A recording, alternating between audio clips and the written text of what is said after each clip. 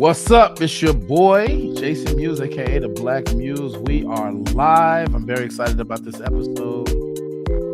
I'm doing something a little bit different.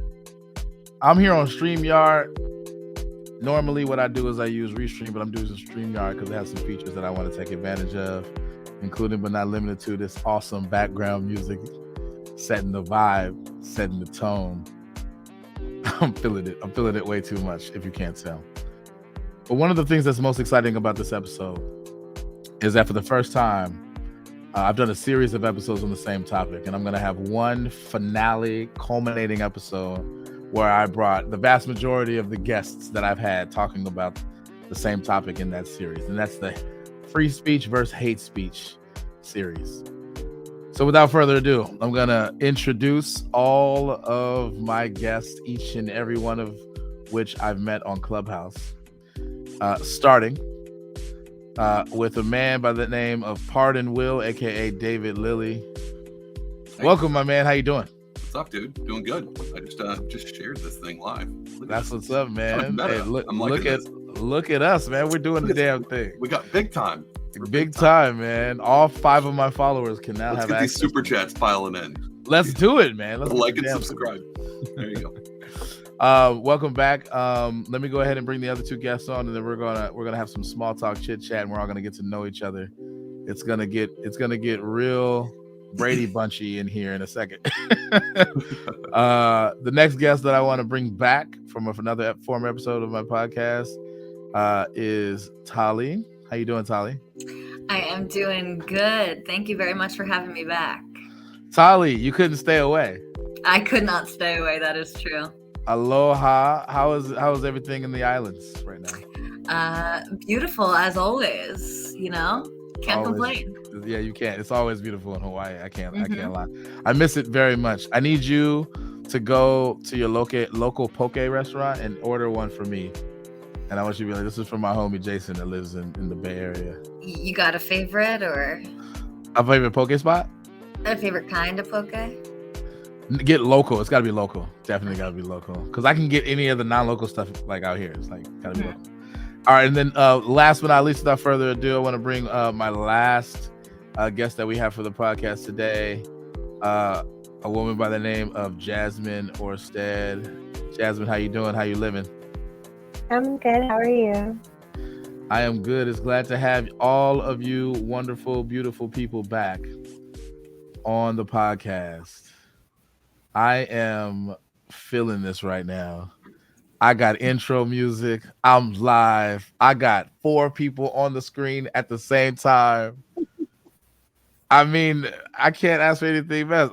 It's funny because a few years ago, if you would have told me that I was going to start a podcast and that I was going to enjoy it, I'd have called you a damn liar. I was like, I'll never do that. I don't want to be social media influencer or whatever, but here I am making podcast episodes.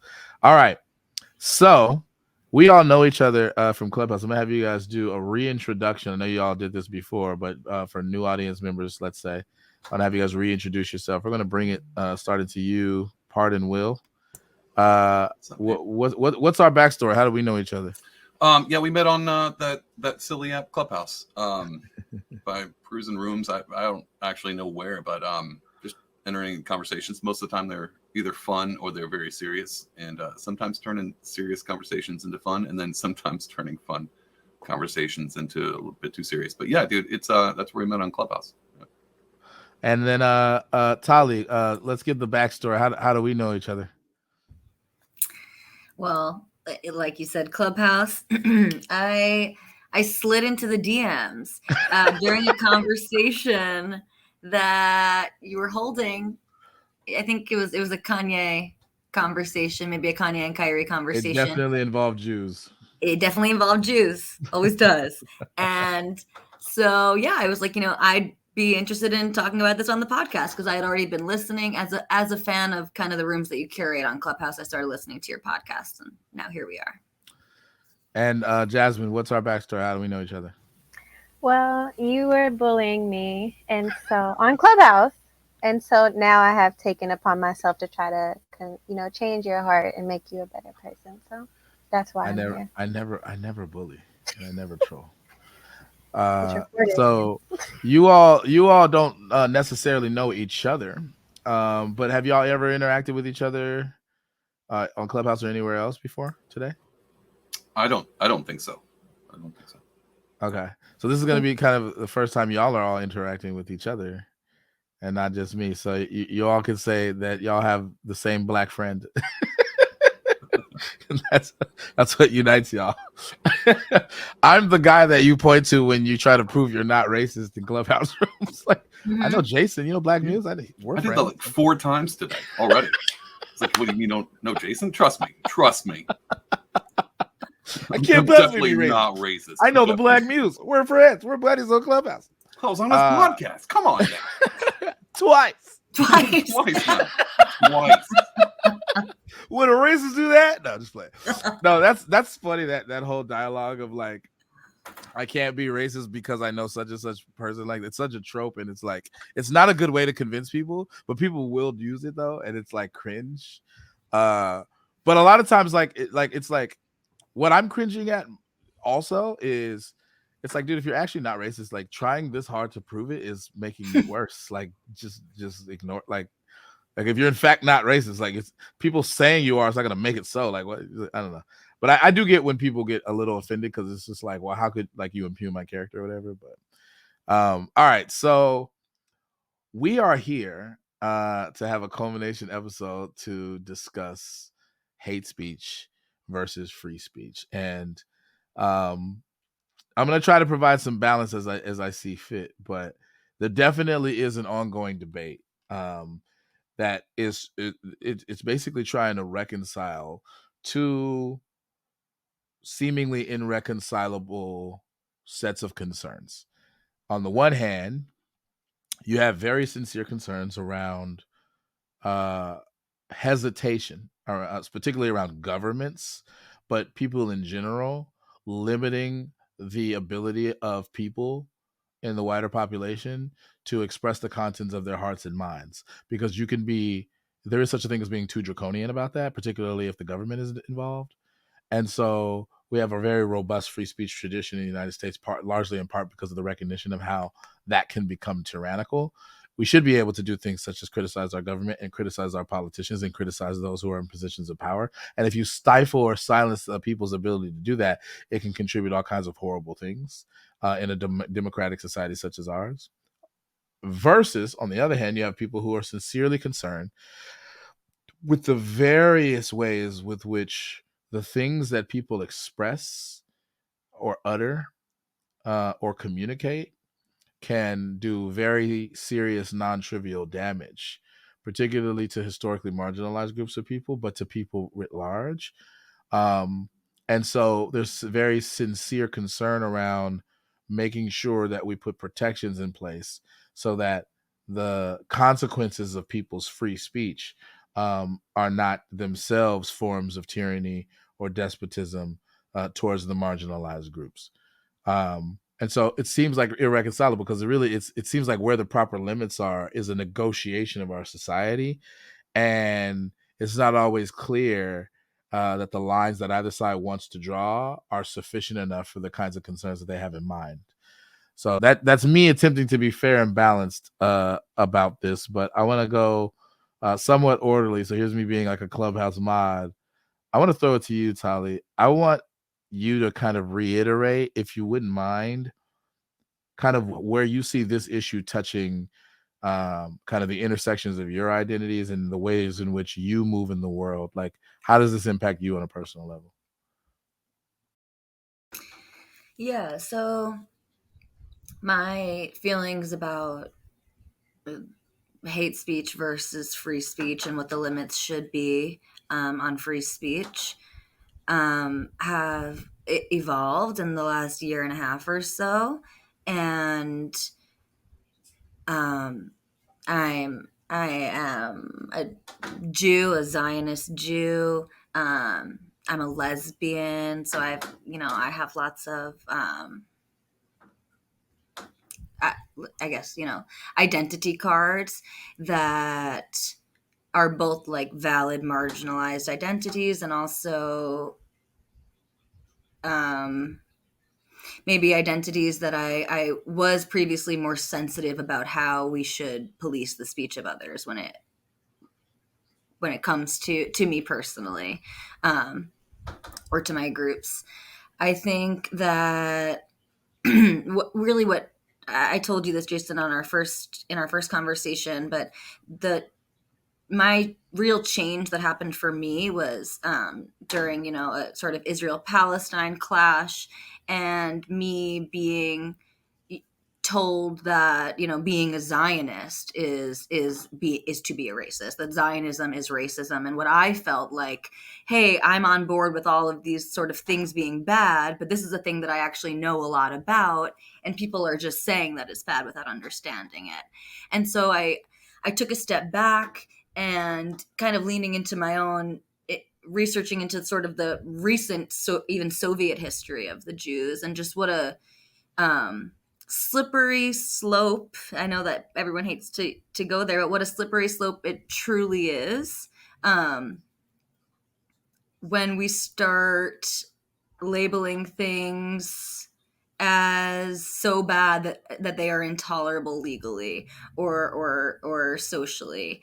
And I've come to the conclusion essentially that we need to protect even awful speech, because we're not always going to have people that agree with us in charge of deciding what speech to police. And so if for no other reason than that, I was in a position where I was like, okay, people who disagree with me are now making the rules. And this, I suddenly now realize how much more space we need in these conversations to be effective and to actually learn from each other and to grow. That was a lot. I don't know if it was super coherent, but Oh no, it was very coherent, and I loved it. And to piggyback off the last kind of final points that you were making, I'm going to bring it to you, Jasmine, and try to prompt you to piggyback off of that. While I recognize Tali's point about, when the people who are deciding what can and can't be spoken are against you, it puts you in a position where it's easier to see how tyrannical that can be. That was basically a summary of her point. But I want to bring it to you, and I want to pull on that point and give a little bit of potential pushback, because part of what makes this controversial is the other side of that coin. And the other side of that coin is, but speech can be dangerous and speech can be harmful. And I'm bringing you into this, Jasmine, because your work is very much, in terms of anti-bullying and stuff, is very much like on the ground in the real, like hardcore real world damage that can be done. So like, if you can leverage maybe your experience with that to kind of answer at that part of the controversy, if you want, and you can respond to anything else she said as well. But I'm curious to see how you would bring that into this debate. Okay. I can see like your side of it for sure. Like, okay, well, people still going to have their thoughts at the end of the day, so why not give them the space to do that? But I also feel like you just can't allow people to do that, or there should have some type of restrictions, because that's only going to grow, whether it's hate, whether it's disdain, whether it's just some sort form of violence toward other people. It's just going to end up growing the more you have freedom to talk about it and to, go back and forth with people about how things should be handled. I'm like more so focused on kids and bullying, and that's what I'm like passionate about, is anti-bullying and making sure kids are safe, and trying, to hopefully like change laws and things of that nature. And that is a thing that's now coming up, is that kids, well, students, because college kids too, right? Their free speech should allow them to say kind of, not necessarily a free for all, but essentially a free for all, depending on the person. You should be allowed to say insert slur, insert whatever offensive term, just for the fact that that is your speech, and that it needs to be protected.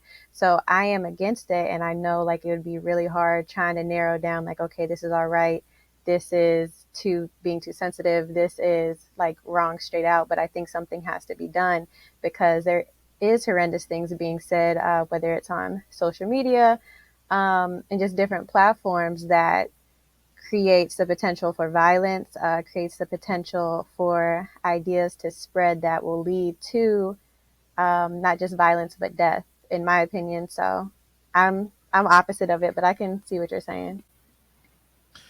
And I'm gonna try to bring it to David, and then I'm gonna eventually get more discursive, so it's not like you're waiting for me to cue you up or whatever. But I just want to start. I want to make sure everybody speaks. It seems like one of the things that I can get from what you just contributed, Jasmine, is that the stakes can be high in a lot of cases, particularly when it comes to populations of young children and various forms of bullying and cyberbullying that a lot of free speech enables. The freedom to express oneself in any way includes the freedom to express yourself in ways that are detestable, and the negative fallout for young children could be pretty bad. And in extreme cases, can result in them receiving violence from other people and or them having suicidal ideation and acting on it.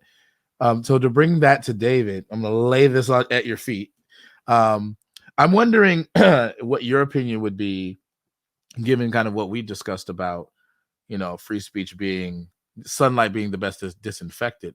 Like, in the context specifically, or the microcosm, the subset of our population where children are leveraging their free speech in ways that, in the ways that children behave, are actually potentially detrimental, and they don't necessarily have the maturity to know the damage that they can inflict, particularly when it is promulgated and maximized through social media, things like TikTok, things like Instagram, things like that. Like, the damage can be far reaching, and even systemic, because students have the ability to receive messages that pertain to them, but weren't necessarily like broadcast with them in mind, because the people don't know of them. They just know that they know about people that have the same categories. So they're speaking about Black people generally, they're speaking about members of the LGBTQ plus community generally, and that may implicate me, even though they're not speaking to me specifically. What can, like how do we take into account that set of concerns, that very real set of concerns, when it comes to young people and how they abuse their freedom of speech, consistent with the principle that, hey, people should be able to say whatever they want? Actually, I disagree with that. Not with your statement. I disagree with that. Young children should be allowed to say what they want. I think there's a time and place for an expression, if you're a younger person. But I look at freedom of speech as a First Amendment issue. Same with like the Second Amendment. Children have the Second Amendment right, so you can give them an AR. Probably a terrible idea. I'm going to go and say giving a 4-year-old an AR might be a horrific idea. I think it's the same thing when it comes to freedom of speech, without any kind of issue of being like, well, what is a right and how do we do this? I think at least a certain age, I think society. I think as far as society, we've set up parameters for this, and I think before you can exercise a right, you need to understand the responsibility that comes with it. And I think that's the playground to be able to let kids say what they're going to say, but understand that there's consequences versus that in certain aspects. So, if I have a 10-year-old in class, when you're in class, free speech doesn't involve class at all. You can't just do whatever you want in class. There's rules and regulations. You can't do whatever you want in certain households, stuff like that. I think that should apply, and I think it should be used rigorously. I think, matter of fact, we should probably lock that down even more so. And one thing when it comes to social media, I think that actually needs to set, for a libertarian stance, I still think there should be an age restriction on majority of social media, especially when it comes to how you express yourself on that, and what you can be allowed to interact with. I'm very, very much, I fall in the line for those who didn't catch the first. I'm pretty close to being a free speech absolutist with some exceptions, because I think quashing speech, and we went over this, so I'll make this real quick. I think all bad speech or hate speech or good speech starts with an idea before it hits action, before anybody festers up the idea. It starts with, before they go to moving on action, like beating someone up or committing murder, something like that. It starts with an idea before it even hits speech. And so what we really would like to do is curtail bad ideas, but we don't know they exist and until they start talking. And then when you hear someone, oh, this might actually be a bad idea. Putting restrictions on stuff like that, like I would prefer, if a fifth grader had suicidal tendencies, instead of saying we don't talk about these things, we only talk about apples and oranges and the ABCs, I would like to know what they're thinking, without exposing it to the class. And so I think that same goes with adults. I think I'd rather hear the bad speech to know where those are coming from then squashing them and go, well, no, we don't have bad speech here. And then let the ideas fester into actions. Because I think you can take bad ideas, hop over the speech thing, and go straight into bad ideas. And I think we've seen that. I mean, mass shootings would probably be a very good concept of going, well, I know society doesn't like this particular way of talking, so I'm going to keep it under wraps, and then I'm going to express myself in a physical form versus speech, because we've done that. And so it is a conundrum. It is a difficult concept to kind of juggle with. But when it comes to younger people, I don't know if they can exercise freedom of speech the way adults can, or at least have the responsibility, or at least undertake the responsibility of that. Because a lot of times we have juvenile laws. If a kid does something, the punishment will be on the parents. And the same goes when it comes to free speech. I think a lot of the responsibility when it comes to a child and the way they interact with their peers, especially on social media, the backlash would be on the parents. And I think if the parent knew that, then they would authoritatively curtail their child's the way they express themselves, and hopefully in a healthy manner. But yeah, that's where I stand. Hopefully that was a long rant, but hopefully that worked out. No, it was great. And we're going to get into the more discursive stuff. I think that it's interesting to hear a libertarian say that there should be limits on things. I'm a terrible libertarian, by the way. I'm You're horrible. A really, really bad libertarian. They all disown me. It's fine. Yeah. I'm in the back going, I think I'm here. Am I here? Yeah. And they're like, well, we're not quite sure about that yet. So it's fun.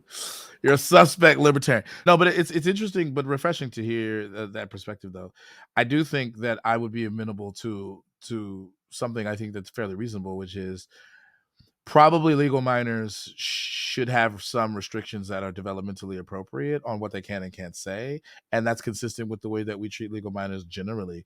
I think that there definitely should be restrictions on access to firearms for legal minors, for sure.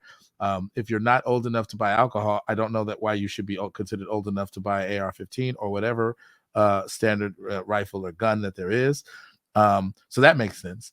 But once they are old enough, we're talking college age, there's still an analogous threat of very palpable, tangible harms in social environments germane to college that pertain to hate speech, to implicate this hate speech idea. Particularly at that developmental stage, a lot of times you're over 18, and people in college can be around the ages of 20 and 21, at least eventually. And indeed, people are older than that in college. From time to time, there's still a danger and a threat there, particularly around marginalized communities. So like some people don't kind of like come into their own in terms of their LGBTQ identity until around that age. And if that's the stage that you're coming into your own and fully being able to acknowledge it, right? And then you're going to be the subject of various forms of derogatory hate speech because of your identity, particularly if you're trans, in the context of a society that's not very amenable to it. Now, I think probably in 2023, there's probably the most acceptance there's been with respect to trans identities in particular, but there's still like anti-trans views. There are still people who literally hate trans people. They think of them as wayward. They think of them as sinful. They think of them as confused. They think of them as crazy in a literal sense, etc. And they view them as a threat to certain kinds of social norms around what it means to be a man and a woman. And in religious context, this is really pronounced. You have people who object to it on religious grounds, like God doesn't make mistakes. I've heard that refrain in the context of like entertaining or understanding trans identity is like what you say you have can't be a thing because my faith suggests that God doesn't do that. And people used to say similar things about gay people and lesbian people and all that kind of stuff too, right? And so there's still damage that can be done, serious damage that can be done, even when they're old enough. And so I want to throw it to the room and just kind of have y'all can come off mute and just interact. What are we to do with this dilemma here? How can we maintain the robust free speech tradition that we have and yet protect people to the whatever extent that it makes sense to do so from the negative, real world, tangible harms of hate speech? So when you were testing out sharing your screen, you had some JSTOR article, and I read like 2 lines of, I guess, the abstract that was pulled up, and it was fascinating because it resonated with me very closely. All right, so forgive me squinting. Jeremy Waldron, among others, has forcefully argued that public hate speech assaults the dignity of its targets. Without denying this claim, I contend that it fails to establish that bans, rather than counter speech, are the appropriate response. But essentially what struck me with that was when you and I were having our first conversation, Jason, and I was sort of making this defense of free speech, and perhaps in playing devil's advocate, you were saying, but certainly the things that Kanye was saying, for example, like offended you as a Jewish person. And they did. But my main point was like especially with Kanye, his anti-Semitism was so cartoonish and extreme that was less offensive or less affected me far less than seeing the replies and the likes of just my like fellow civilian human peers being like, wake it up, like that is so true, like, all of these things. And so this idea, I think, again, maybe it said in here that people actually get sort of like paranoid otherwise, instead of just banning speech and then people kind of like don't know what anybody's thinking. What feels a lot better is for someone to step in and intervene, and for someone to counter it with a powerful and compelling argument of why that is incorrect or just atrocious, or even if it's whatever Alex it is. Jones coming in being like, well, you don't really mean that. And he was like, no, I do. And he was like, but you don't really mean that. Yeah, my moderate friend Alex Jones, apparently. Exactly. When you have Alex Jones uncomfortable, that's when you know you fucked. Seriously. But yeah, I think, what actually is when you take it out from a micro level out from a macro level into a micro level, what makes you feel better in a situation, I would think, you're in a classroom and some kid makes a bullies you, says an atrocious comment or racist comment or something.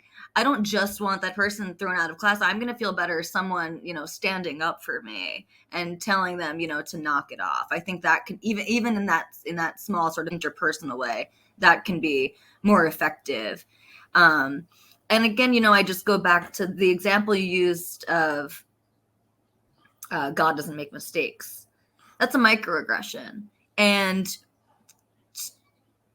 I'm sure lots of people say that with really good intentions. They're trying to say you're perfect as you are.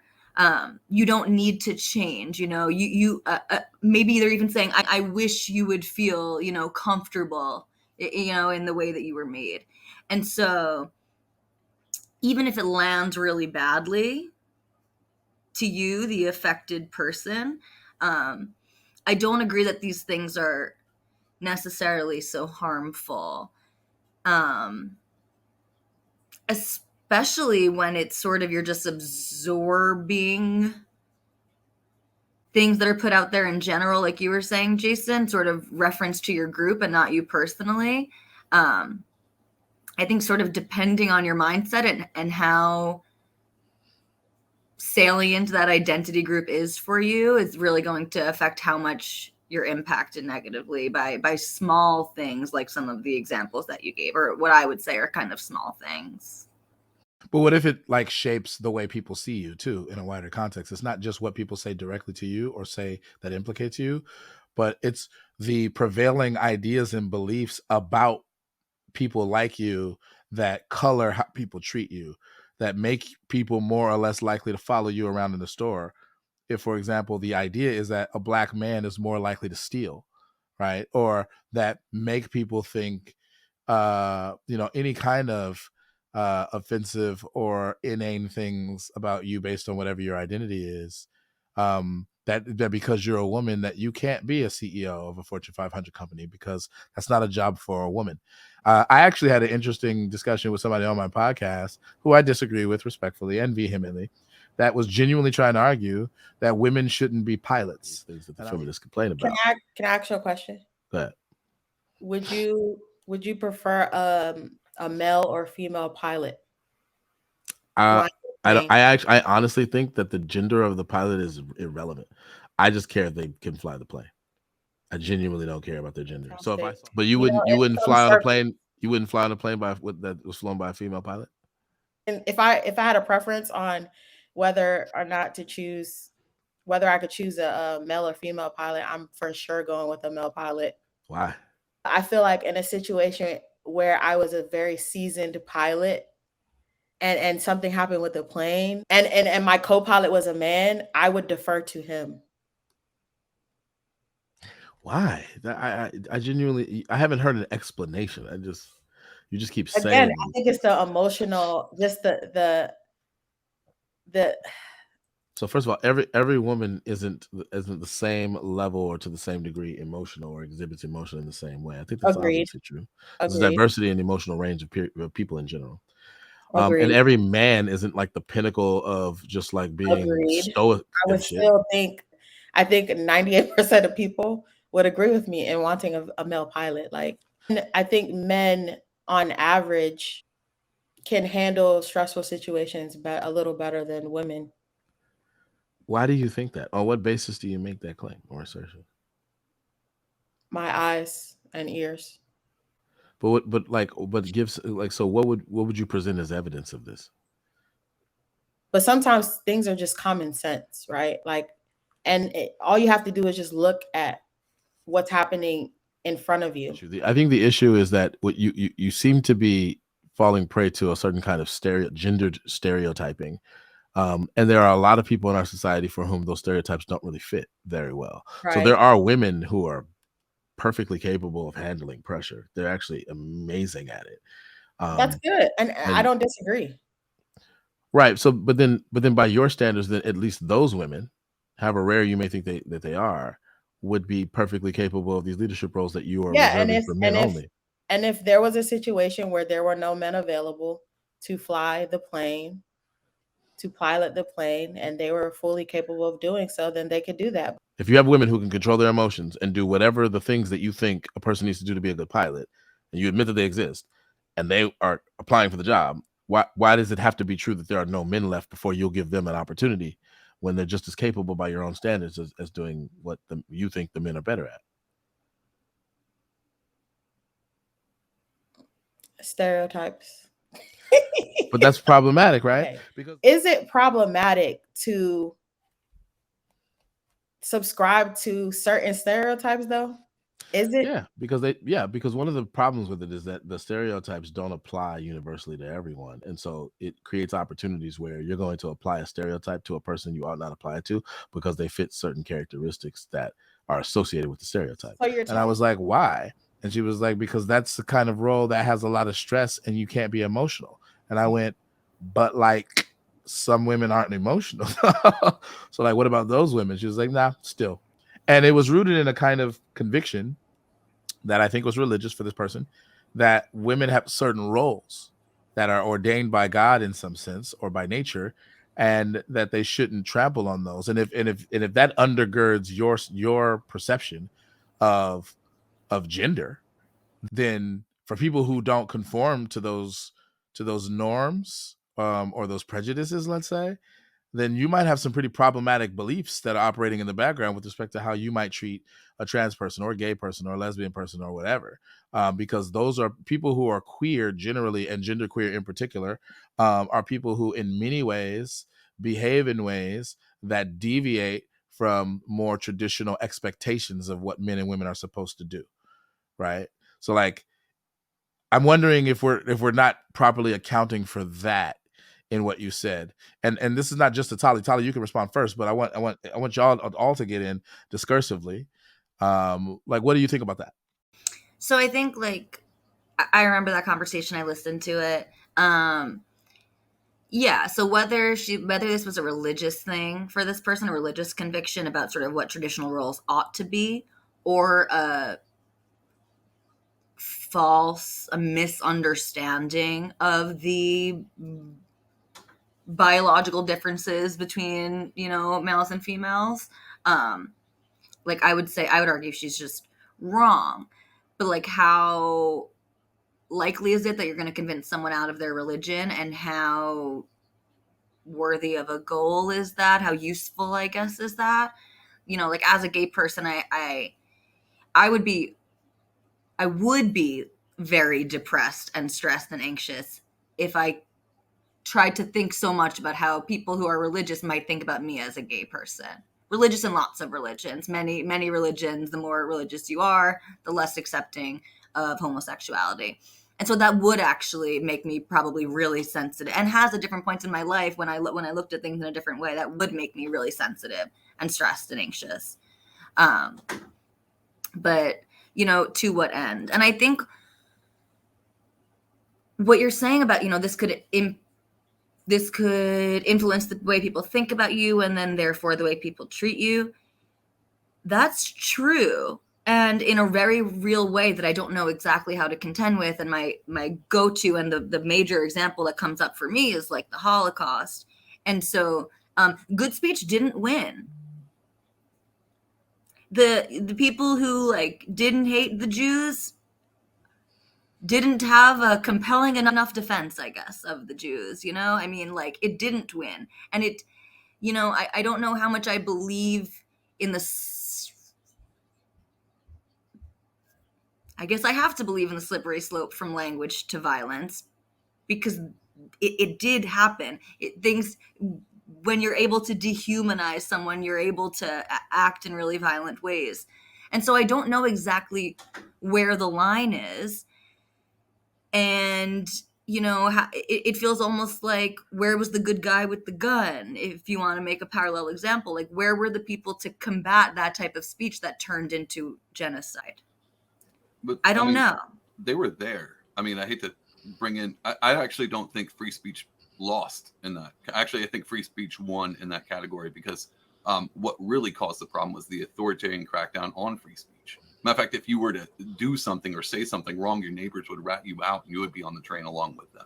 And that's where I kind of back up a little bit when people are like, well, you know, if because of free speech, Hitler came to power. I was like, no. That's not actually true. And so I mean, I'm not trying to interrupt or shut you down, but I think that's a very important part, to be like, well, sometimes. No, totally. Yeah. Okay.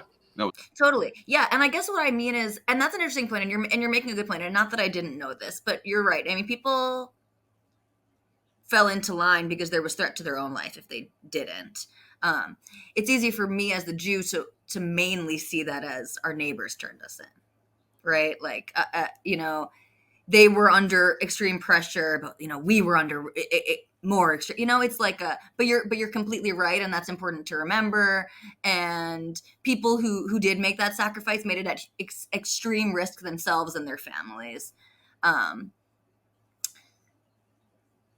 Yeah, no, it's a good point. And it's like, it was a really horrific thing, and it's not still happening today. It was relatively short term when we compare it to the length of slavery or other like horrendous things that have gone on in history. The Holocaust was relatively contained to a period of time.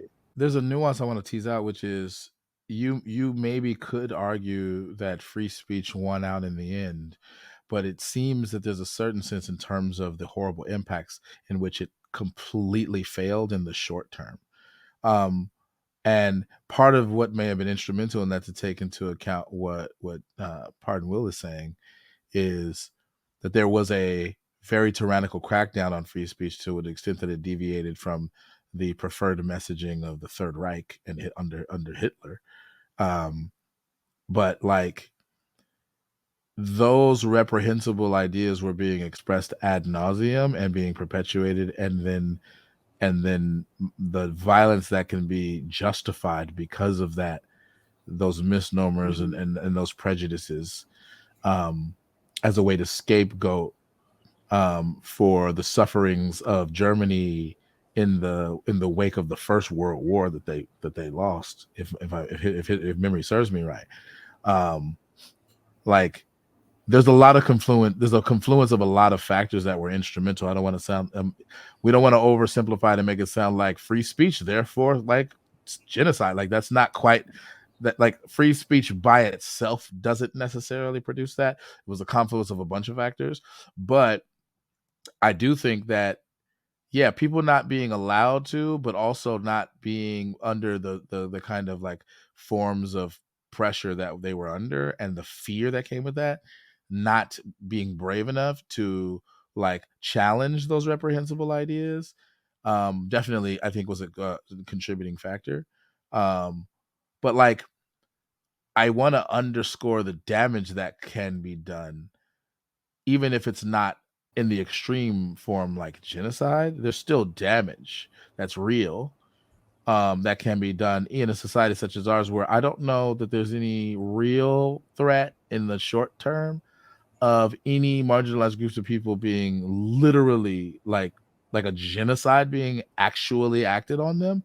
Even But I though still think, multiple marginalized groups in this country, or or activists, or people, some people within those groups will we'll say do, that they'll evoke that yeah, rhetoric, but that it's they're really currently reflective. enduring genocide. It's reflective of, it's in some sense hyperbolic and an exaggeration, but it's reflective of, I think, the tangible harms, which I'm actually trying to get at, right?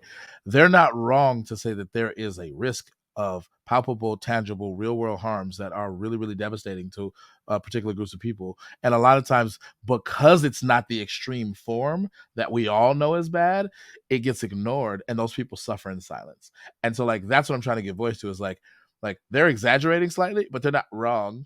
And so I'm kind of trying to use this to bring Jasmine back in, because I think that Jasmine can probably speak the most of this. Like, a lot of the mechanisms that are at play with bullying and the harms that bullying has were at play in the most extreme and egregious form under the Third Reich in Nazi Germany. And so I'm wondering where your head is at in terms of like those pathways for causing real world harm. Yes, it may not be a genocide, but I mean, it's still meaningful harm. It's still harmful to certain groups of people, some more than others. What do you think about that? Me, right?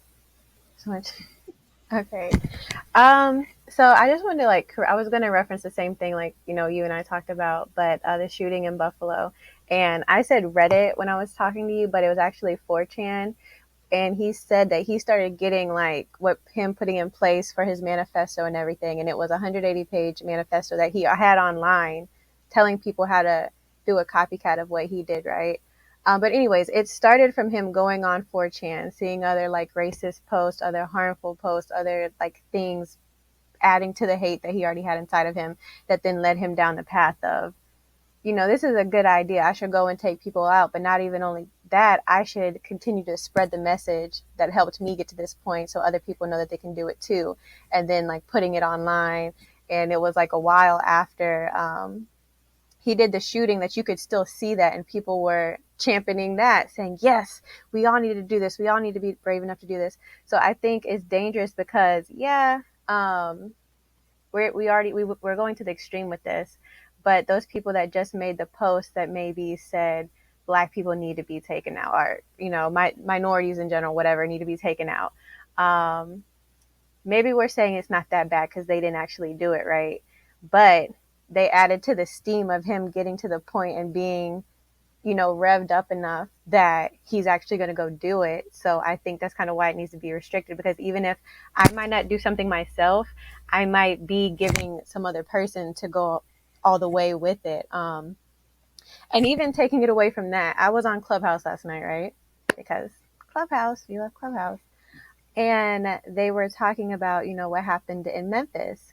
And somebody said, well, we just need to get to the point where when they take one of ours, we take 5 of theirs. And like, we just start killing police officers' families. Like, what? So obviously I left. But I would like, that person might not actually do it, right? But somebody else might go and say, you know what, they're right. And this is what we need to start doing. And that's why, and I feel like, Clubhouse would be kind of harder to police. But later down the line, it's like, no, because that's crazy. And there's going to be other crazies that hear that. And even, referencing Clubhouse again, I was in a room a couple months ago, and I believe it was Jeff Bezos they were talking about. But they were talking about like how much farmland he owns. And they were like, if somebody just goes on and kills him, like, yeah, it'll take a while, but that will end up in the farmland being up on the market, and we can start buying it up. And people were actually listening to this and saying, so what gym does he go to? And for some reason, these people knew what gym he went to, and it's just really, really weird. But just stuff like that, like people shouldn't be allowed to share those kind of thoughts. And again, that is the extreme, but I think there's baby steps in between that we kind of need to quash out so we can't get to the extreme.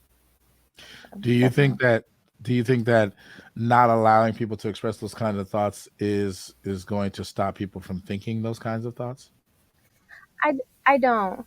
But I also think that if you and I have a conversation about doing something, maybe you and I might not do it. But if you and I bring that conversation to a public platform where millions or however many other people can see it, somebody might see that and they might be the one to do it. I think the more you expose people to thoughts regarding harm or whatever the case may be, somebody is going to be more likely the more people you add to it. So I don't think it's going to stop it. And the likelihood that the more you allow the reprehensible speech to be expressed, the more opportunity you have for people to push back against it, and then whatever positive gains can come from de-radicalizing people or preventing people from becoming radicalized in the first place. I don't really feel like that's way that. I feel like if we're on some online platform and I say something out the way, I want to take out whatever group of people, and somebody goes against me and whatever, that's probably not going to change me. But even if I'm not the one that's going to do it, if somebody else sees that and just that it exists, and like again, it's not going to stop it as a whole, but I feel like people seeing that, somebody's going to act on it. Somebody's going to see it, like the shooter for New York, and be like, well, I'm sure people are arguing in those chats saying, oh, this is wrong. Oh, you shouldn't kill people, right? But it revved him up enough to where he got the motivation and he said, see, they are against us. They are going to take us out. They are going to phase us out. We are being outnumbered. Yeah, you're right. Let's go do this for America. So, like maybe had homie not been exposed to all that and allowed himself to get to those years and to plan his whole thing, it would have been stopped. Like, obviously, do I think he was crazy? Yes. But I just think there's other people like that. And even if they do something extreme, like, go shoot and kill people, maybe in their own lives, they're just doing smaller things that still have a big impact on other people. So it doesn't have to be extreme for it to be harmful. But if you're walking around thinking, oh, these people are aggressive, oh, these people are whatever, you might end up beating somebody up. That's not going to make, headlines. Oh, you might, I don't know, just do other things that is going to impact your thinking. So, yeah. And Will, what do you think about this kind of, for lack of a better term, moral hazard of allowing reprehensible speech and therefore the ideas that that speech expresses to foment in places like social media online, like the toxic place that is Twitter or some of these clubhouse spaces? I think Jasmine's point is a very good one. As a snowball rolls downhill, the more you start to pick up steam, and you might lose people in the process. Like she said on the club, I have a little bit different personality type. So on clubhouse rooms where someone starts talking some real crazy stuff, I tend to lean in and don't leave because I've used this before. I like when people show their cards. It's a bit of poker. She's laughing. I like when people show their cards. No, I'm saying I think they were cuckoo, so I just dipped out. I was like, yep. I love crazy people. Crazy people are, it's entertainment if there's anything to that. But I think I like when people show their cards and they lay them out on the table. If you're playing poker, the last thing you want is to be bluffed. And I like when they're like, hey, this is the cards I have. What do you think about this? So I can go, well, I can tell you why. Number one, that was a bad idea. But I can also lead you, and we can have that. It's that the light is the best disinfectant. I don't like when people are shoved into a corner to fester, and then they'll find other rats in that corner. And then regardless of whether or not it's on Clubhouse with like, a ton of people, or on Twitter with, the same with Kanye. Like, I'm glad Kanye said what he was thinking. I'd much prefer that than him do something outside of that. I like exposure. I like the truth being out there. Maybe it's not the truth, but it's what they're thinking. And I'd prefer that than it be closeted away, because when you closet it away, those things tend to make me nervous. The other thing I'll bring up is even on that concept, I don't like the idea that people are going to be bad people. And I don't like the idea that bad people will find other bad people. And I really don't like the idea that bad people will encourage other bad people to become worse. But I don't think shutting them down and silencing them is going to fix that problem. I'm a bit more of the Daryl Davis. I'd rather Daryl Davis. Hopefully, everyone listening, he's a jazz musician, a black jazz musician who would go to meet KKK members, and then one by one, slowly started to reform them, and they started to turn. They actually gave him their KKK cloaks, and I love that guy, and I think that was poignant. He instead of shunning the problem or trying to whip them into submission, he went and met them face to face. And the thing that they dehumanized him because he was black, but at the same time he didn't dehumanize them because they were dehumanizing him. He actually contended with it, and they had thoughts, and they would have arguments, and he worked, and he didn't have to, but he put the time and effort, and for God only knows why, but he did it, and it worked. And I think when it comes to reprehensible thoughts that lead into reprehensible speech, before they become reprehensible actions, instead of cutting the tongue out of the mouth, I'd rather change the way they're thinking, and that just takes a lot of work. And I don't know if we have the amount of effort. I don't know if everyone has the amount of time they have to put in to change their neighbor's bad thoughts, nor is it their responsibility. But the more they're exposed to good thoughts, the more they start to go, maybe I'm wrong. And we've seen this. I mean, I've seen this in my personal life. I don't know where else. I don't know if we have an example of goods, or I don't know if we have an example of speech being quashed in maybe the last 3 years that end up maybe shouldn't be quashed. But we started shutting, ideas down. And then we find out later on that maybe we shouldn't have shut those ideas down. I mean, I don't have any good examples in the last 3 years. Maybe you guys can come up with one. But I think it's important to let people talk it out and have that argument. Thus the distrust. And now you have people. I'm sorry. I'll go and end it. No. Was that expert sarcasm? It was, right? Maybe a little bit. Okay. Tali, tell us how you feel about Kanye West expressing his ideas about the Jews. The truth. Yeah, I saw you smiling. I'm glad we got the same thing. No, I'm just glad that he's finally speaking the truth. Now that is extra level sarcasm. No, but so to go into it a little bit more serious. The thing about Kanye is that he's massively influential, and there are a lot of people who feel and think the things similar to, if not exactly the way Kanye expressed them. He's not alone in that. There are a lot of members of my community who view themselves as speaking truth to power when they talk about Jews in the ways that they do. I got somebody in the chat right now that may be an example of that. Jay Namath. Congratulations, you got my attention.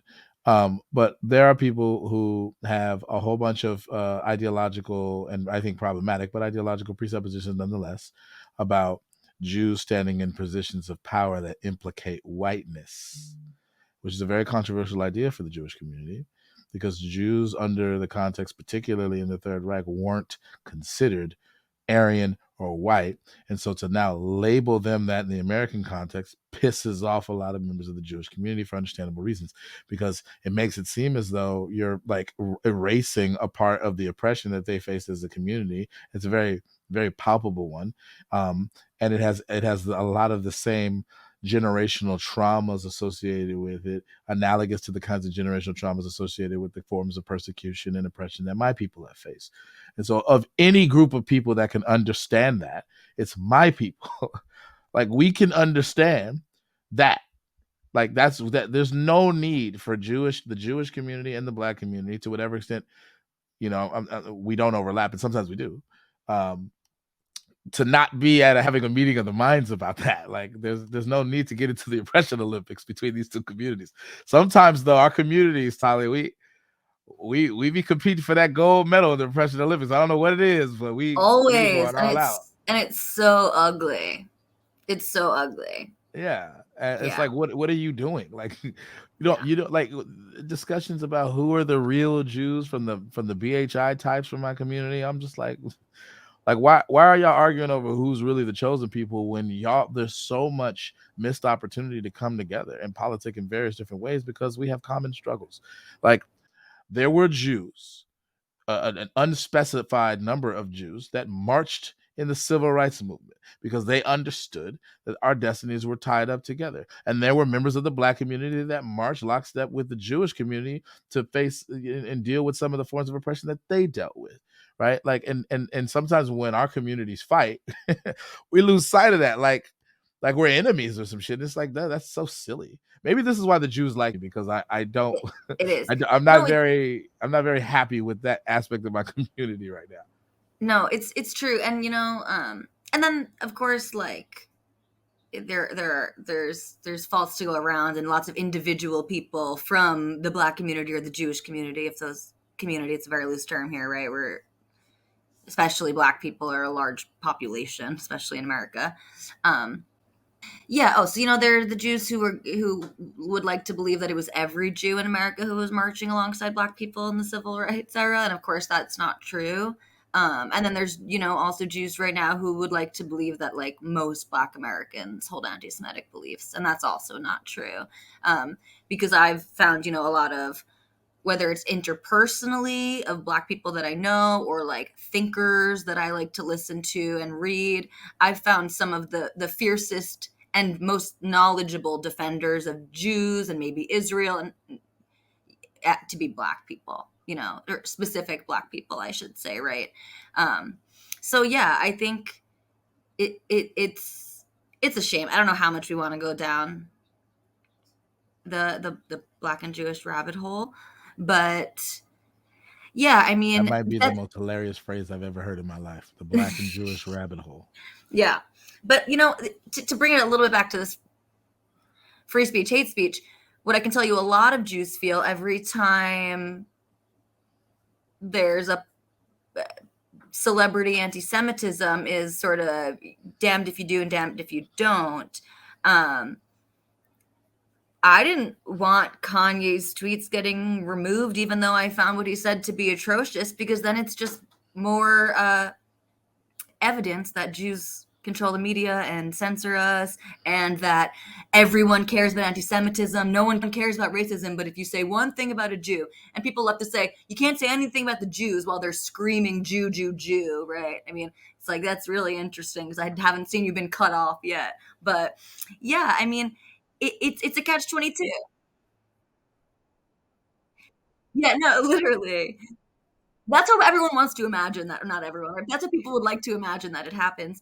But yeah, I mean, so maybe part of my push towards free speech is just that I don't want to be blamed for censorship as the ruling class of Jews, Well, what do y'all think? Pardon Will and Jasmine, what's going on with allowing somebody influential like Kanye, Kyrie Irving, or even Whoopi Goldberg, who are maybe some of the most recent examples, to say things that are reprehensible about communities that they're not a part of and that they don't understand? Because from their point of view, they're speaking truth to power, but when in reality, or at least arguably, they're actually perpetuating reprehensible ideas without knowing it. I think that the only benefit that came from Kanye, going on that tirade, kind of taken from Pardon Will's perspective, is you got to see who he was. And so because of that, he lost deals, and people, chose not to support him after that if that's what they decided wasn't in line with how they felt about people.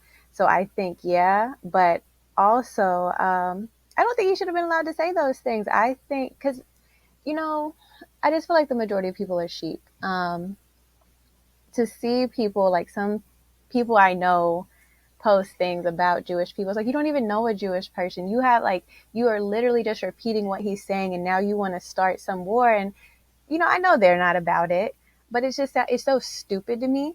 But because Kanye is who he is, and people put him on a pedestal, and they think, he's his like he is this long lost cousin, and he has all this knowledge, and he really cares about us, and he wouldn't be saying this if it wasn't the truth. Like, it creates a kind of hysteria, because like, although the people I saw posting that, like, I know in real life, or like I heard people talking that I know in real life saying these things, they didn't go out and do anything. It's like, you're just creating this situation. Like, I feel like there's certain things, if he felt that way, then okay, but he definitely did go overboard. I'm like blanking on the exact tweet, but when he was like something in the morning, he was referencing something. I'm a little Remember, he was like, and in the sleepy. morning I'm a little sleepy, but when Hmm? I wake up, I'm going DEFCON 3 on Jewish people. Yeah, Don't get me that. canceled, okay? I just started on StreamYard. That. I don't want to get canceled. That. It was Okay. reprehensible. That should have never been definitely. allowed to be said. Like, But because it was, now but the people tweet that was don't taken even, down, right? So it was censored. It wasn't like it yeah, wasn't it was censored. So in taken some down. sense, it wasn't allowed to be said, But I think or that's at least it because of wasn't who allowed he to. was. I feel like again, if this was on the back channels of not back channels, if this was like on the back whatever side of 4chan and the other ones, like I mentioned with the other guy, like then it would have been allowed to sail through. But because there is such, a spotlight on him, and then on Twitter, like, okay, you're allowing these kinds of things. Well, if something happened, it's going to be on y'all. That's why. But homie said a whole bunch of stuff that like just completely crossed the line, and that's why I don't know anybody in real life that actually went and did something, but I know a lot of people were goosing up to do it. Like, you know what? Yeah. And it's like, you don't even know anybody. You don't even know a Jewish person. Who do you know? What are you going to do? So like, why are we even having this conversation? But I mean, again, like that's just contributing to why, like, I think thoughts, being spread without whatever. Like, do I think if he felt like, I don't know. And that's where you get to, okay, so what are you going to allow or not? Because again, I think the benefit of him saying what he said is he lost sponsors, and it allowed, his fans that were Jewish or just didn't agree with that to decide, okay, I don't want to support him. And I think it did affect his platform and his reach, because I don't have a poll of his popularity or anything, but he's not going to be where he was at for a little bit. Whether that is, concerts, whether that's just like a whole bunch of things, whether that's like him losing his money, like there had an effect. So is there a benefit in that? Yeah, because he's losing some of the power that he had, and hopefully some of the influence, because the DEFCON thing, no. But yeah, no. So somebody like him, I think that just kind of proved it, that people that have no idea about Jewish people is just repeating talking points. And now you think, yeah, now you retweeting what Kanye said, and yeah, let's go find something. Like, are you crazy? You sound really stupid. But I think the internet, like, it emboldens stupid people at times, and that's what kind of makes it a scary place. I went on a I'm sorry. Sorry. I was trying to get you to speak this whole time. I'm happy. No, but that one did it. Even on Clubhouse though too. Like, I'm on Clubhouse a lot, but there were people saying things like that, and it's like, you don't even know a Jewish person. You just gonna go Google? Like, that sounds so stupid. Just to, yeah. But how can you do you not acknowledge that there's some kind of potential benefit in enabling these people to speak? So one argument that I've heard that I think is interesting. Well, okay, fair enough. But one argument that I heard that I want to present to the room to consider is that it can serve as a release valve, that actually allowing the people to say the reprehensible shit, particularly if it's violent, is allowing them to get it off their chests, and in some sense make it fairly apparent that they perceive themselves to have a grievance, however illegitimate it may or may not be. And the fact that they got it off of their chest and they got to express that frustration, which may be genuine, if not also baseless, has some value, because not having them feel the genuine frustration to that degree, and then not being allowed to express it, and them being forcibly silenced and relegated to the outskirts of society for something they think is a legitimate grievance, has the potential to foment the hatred even more, because now they feel that they're justified. And the evidence for this is that when they tried to voice what they perceive as a legitimate grievance, it was stifled. Right? Aren't we doing more harm than good by trying to silence the reprehensible ideas? I feel like in that situation, it would force somebody to have like a one-on-one conversation in real life, even if that's not like with, again, like I keep referencing like Pardon Will, but how like you're talking about like the KKK, like you would have to talk to somebody in your life, even if you're not going to, the person within that community that like you have disdain for. Like if I go talk to my friend, like, yeah, man, them people, and they're like, nah, like you sound crazy. I think for change to happen within you and you actually start thinking about stuff is going to come from real life human interactions, not from me going back and forth with you on an internet platform. And I think if it's like, again, like I referenced the people I knew that said questionable things after Kanye, you know, I would tell them like, bro, like you're crazy. And again, like that's like an online kind of thing, but in person, and I tell you like you're crazy, then you kind of got to sit there and you're like, you know, you feel shame. And I know like that's something like we're trying to get away from in today's society. It's like, oh, you shouldn't shame people. But I think shame can be good, because then you have to kind of sit back and think about like, you know, I might be going a little bit too far. I might be on the outskirts. Do I think if we don't provide the outlet, people are going to be like little teapots and boil over? Potentially. But I think there's a greater chance that you're also going to simmer down too. I do think that there's also it's more nuanced in the sense of there may be parts of what the people feel that they're aggrieved by that are actually legitimate, and other parts that are illegitimate. And I think that something like that is true of Kanye. I think that there is a genuine discussion to be had about the extent to which people generally who are not a part of the Black community find themselves in positions of power over the products of creativity of artists such as Kanye West. And they leverage that power to stifle the creativity of the artist and or reap more benefits than perhaps they are owed from the products of that creativity. I think that's the ultimate source of Kanye's frustration.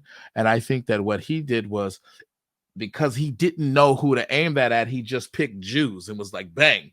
And then all of that stuff came out at them, because on some level, that was like the best he can do in terms of identifying who the culprits were. And I don't know that that's even fair to lay at the feet of all Jews, even if it were a very, very, very small fraction of Jews who were involved in those positions. Over his music and over his fashion line and over other things that were keeping him from making moves in the way that he wanted to make moves, right? It's still not fair to put that at the feet of all Jewish people, like the regular fucking Joe Schmo Jewish teacher who makes fucking $50,000 a year ain't got shit to do with that, Kanye West. Like you need to be able to, somebody needs to be able to sit your ass down and tell you, bro, like that doesn't make any sense, bro.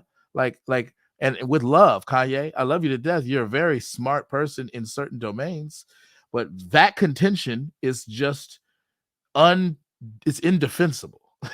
Like it doesn't, like logically, it doesn't make any sense. Like if you have like a few people who are in any group, right, to say that because they did X, that means that all people who fit that description or who are part of that group are involved or implicated in that, is dumb. And I know Kanye gets this, because implicating all Black people into what a few Black people do and say is fucking racist. And I think Kanye West would know that. I think he would understand that.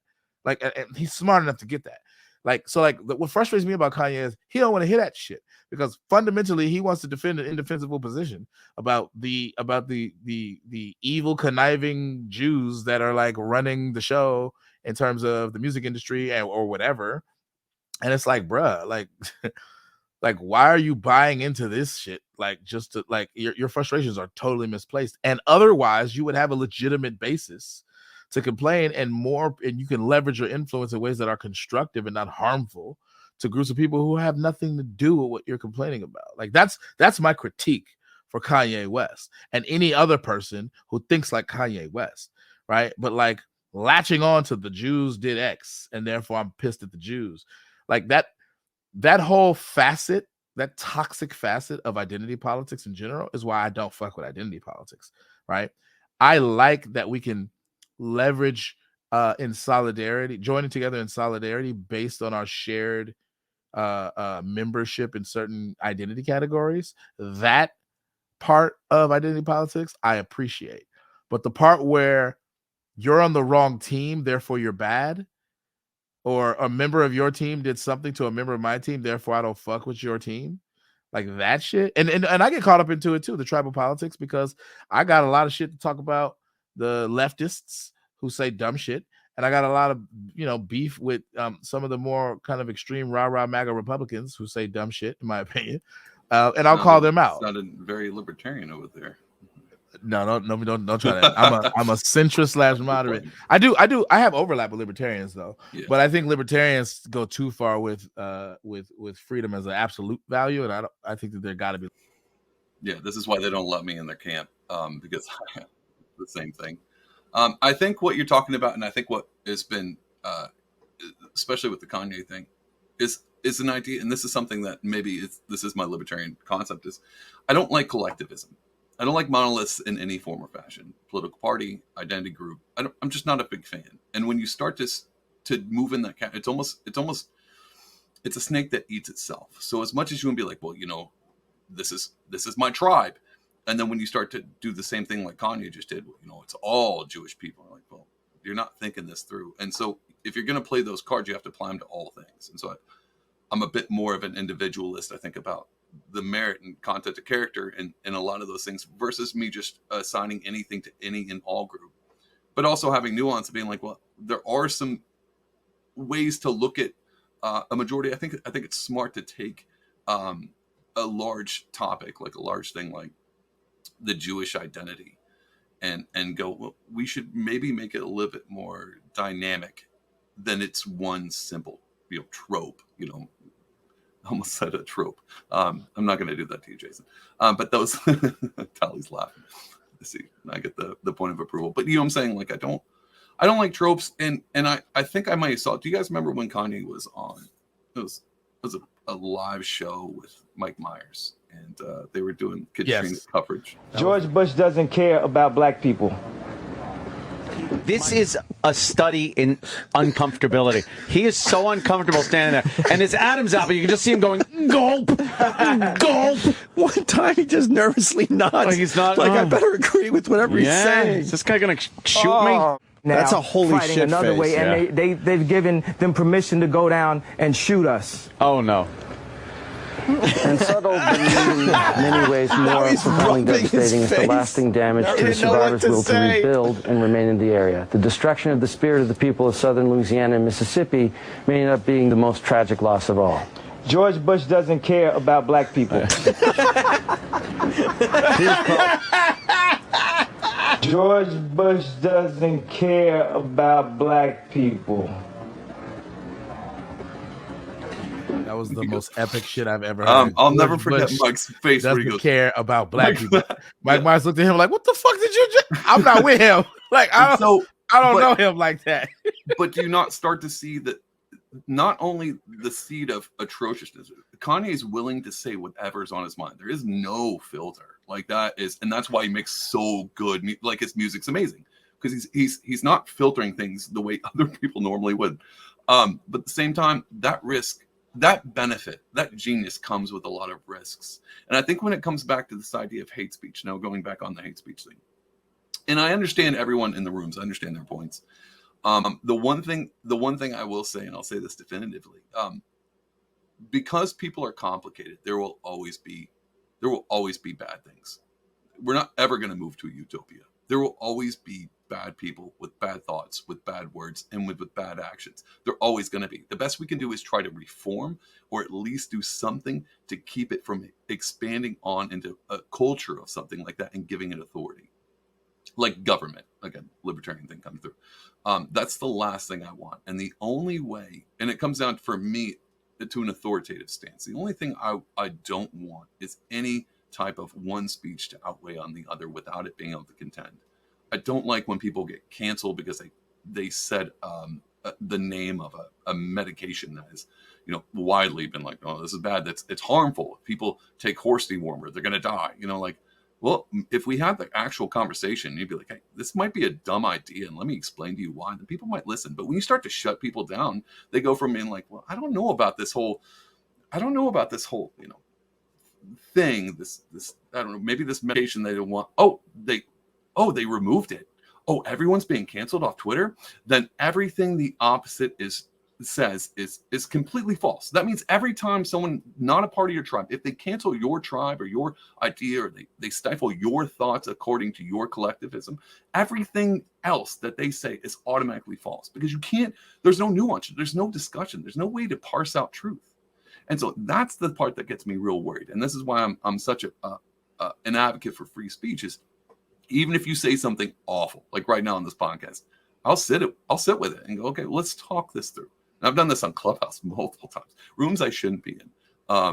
I'm surprised they even let me be in there and just sit there and walk it through. Like, well, where'd you get that from? Where are we going with this? And did that at the kindness of my heart, at my own time expense. I shouldn't even be on this stupid app, but I think it's valuable because people to me are valuable. And bad ideas, the only way I've removed my own bad ideas is because somebody took the time to walk me through, hey, this is not a good idea. And they spent the time to do that. And instead of just being like, well, I need you to, I mean, people have definitely been like, well, I don't want to talk to you. But the thing that changed my mind, that didn't change my mind. Being ostracized isn't going to make me change my beliefs. If anything, it's going to make me mask them and then start to plague that society even more so by, whispering, passive aggressions under my breath. And then people go, actually, he's got a point. And so not to go on a long rant, but I think this comes back. I just don't like the authority behind any kind of cancellation of speech. Let Kanye say what Kanye's going to do, and the world will continue to spin, and it'll adjust correctly, like it has. And I think I'm with Jasmine, and to an extent that people are a bit sheep-like. But the thing I don't want to do is make sure to lead those sheep into wherever I think it should go. I think I would like to teach them to not be sheep. And the only way to do that is to expose them to real violent harm. Not harm, that sounds bad, but violent, like bad ideas. And I don't think people should not have the ability to think. I think we should train people. Let me say this simply, and then I'll quit. I think we've nerfed the world when it comes to speech. And I don't think people think about things that much anymore because they don't have to, because they're just told by the news thing that they watch. They don't have to think critically anymore. And I think the world has done this on purpose, be like, well, people don't really think well. And so if we can just make sure they all think the same thing, then we'll have a cohesive society.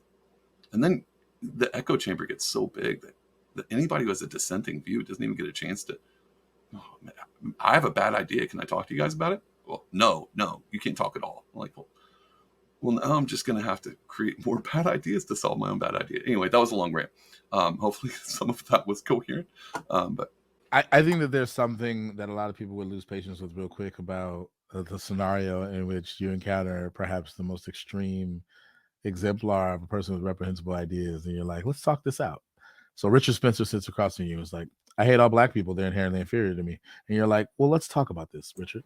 I would there's a lot of people who would view that as like, not only is that a waste of time, but there's something silly about it, because this person in many ways has already demonstrated that they're not very likely to have their mind changed when it comes to the reprehensible ideas. And not only that, giving them a platform on which to talk it out risks them convincing more people because of the exposure.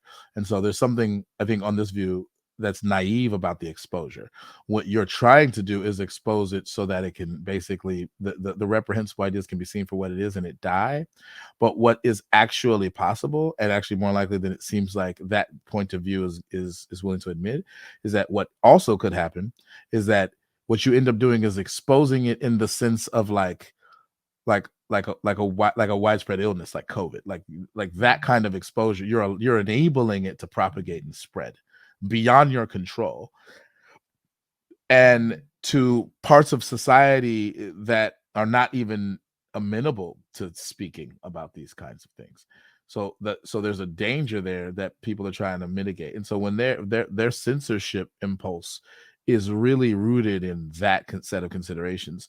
And I do think that there's some validity to that, because it must be possible for reprehensible ideas to spread far and wide, because we have so many historical examples of it in the most extreme cases.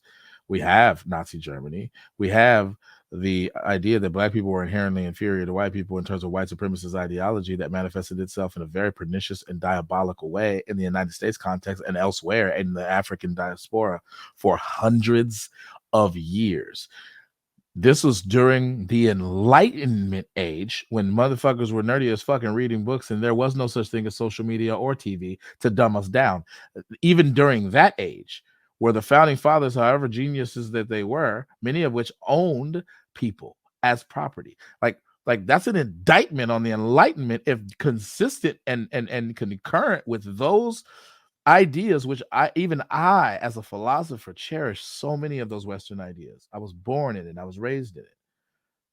But even I look back and go, damn, the motherfuckers owned my ancestors. And it's not a plaything. Like they literally owned my ancestors as property. And like the fact that it's possible for reprehensible ideas like that to be normalized to such a massive degree, consistent with land of the free and home of the brave and all of that beautiful prose and all of that beautiful rhetoric, all men are created equal and they have inalienable rights to life, liberty, and pursuit of happiness. Like that prose was concurrent with the practice of chattel slavery. It's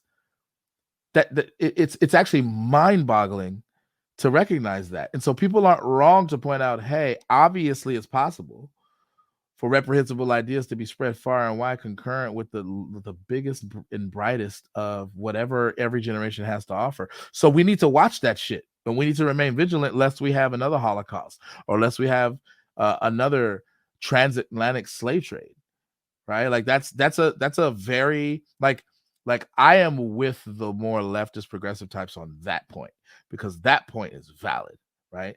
I think they go a little bit further with it in terms of, so therefore you can't say anything I don't like ever. And it's like, wait a minute. What if you're wrong? What if you're spreading reprehensible ideas? Like sometimes these reprehensible ideas aren't even like malevolent in nature, at least in their original intent. Sometimes they're actually done with the best of intentions. I think the idea that we should nerf the world is probably an example of that. You can have too much compassion, right? Because what a person fundamentally is doing when they make the mistake that I'm trying to describe is that they're depriving people of the ability to develop a certain kind of grit and a certain kind of a capability for dealing with the fucked up shit that they're going to experience in their life. They're cultivating sensitivity and maximizing it to the point where people are less likely to be able to cope with the harsh realities because they've been insulated from anything that could possibly damage them their entire life. Right? They're bubble boys. Remember that movie, Bubble Boy?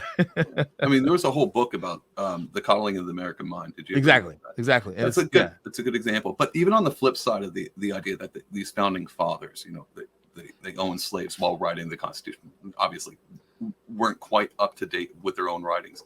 But even at that same time, maybe not that exact same time, if you were to look at like, well, how do we squash reprehensible speech back in that day? Well, you know, you burn them at the stake like they did with wishes. Like, hold on, these women over here, they're saying some weird stuff. Burn them. And that's what we have today. Not to say like literal witch hunt, but we use that phrase often because it's something that we take abhorrent speech and go, well, what do we do with this? Are we going to be able to convince them otherwise?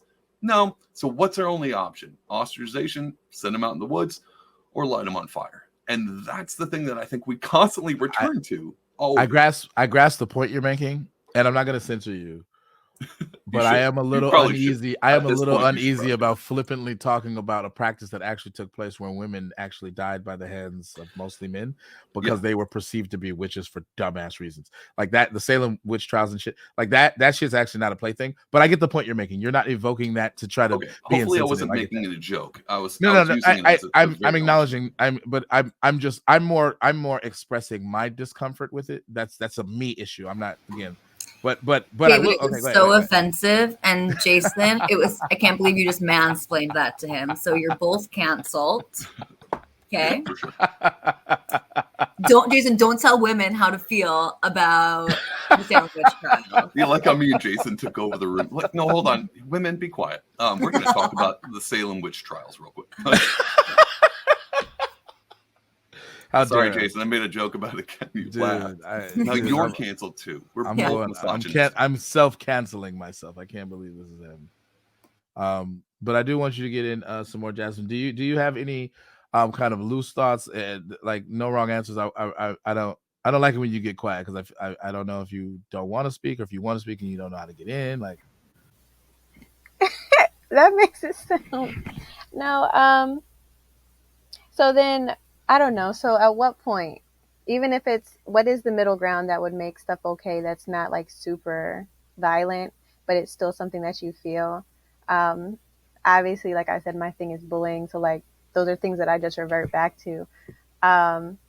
But like there were these kids in Texas that for their school page, like it was like blank school name, monkeys and something, where they were like taking Black kids and they were putting their pictures and like saying they were gorillas and stuff.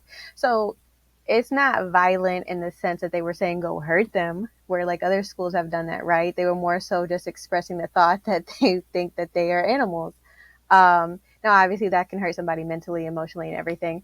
But even still, people can argue that point. Well, it's still free speech. There's no direct, prompt of assault or anything. So what really makes this wrong? Are you being sensitive because you're taking this stance that I shouldn't be allowed to say this to you? You can say whatever you want about me, even though it won't hit the same if you reverse it. So if we're saying we can't go to the end, go to the extreme, would that count as the extreme too, or no? Would that just be a thought that you have and it should be protected, because that's something that was argued that it should be protected?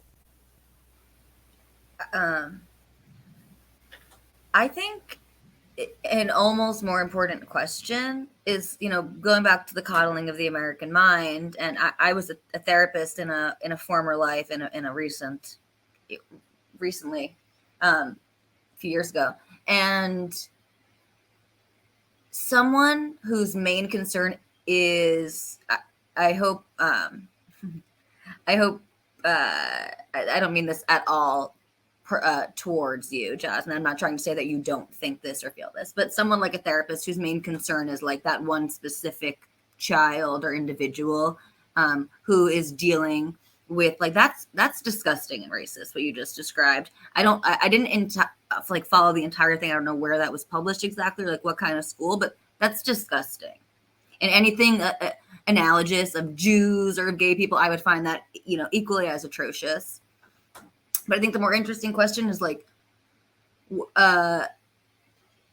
how can we actually protect that person? And if we're never going to be able to eradicate hate speech, if we can only remove it after the fact, and so people may still be exposed to it, and we live in a digital era where there's going to be a screenshot reposted to another site, and the Kanye tweet that was taken down by Twitter, still lived on other social media platforms, even just of people reposting it and talking about it. And so it's going to live on.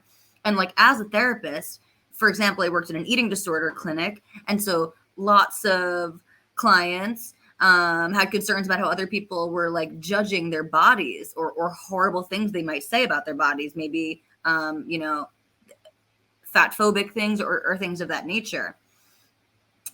And we don't help the person by saying, like, stay in your house, or, you're right, no one should be allowed to say these things. You can teach the person, to set boundaries. You can teach them, or help them come up with responses if they're comfortable engaging and countering that type of speech. And you teach them how to cope, because you're going to be exposed to hurtful things in your life. I think we're never going to outgrow racism. Like, as I think we are tribal people, and we look different from one another.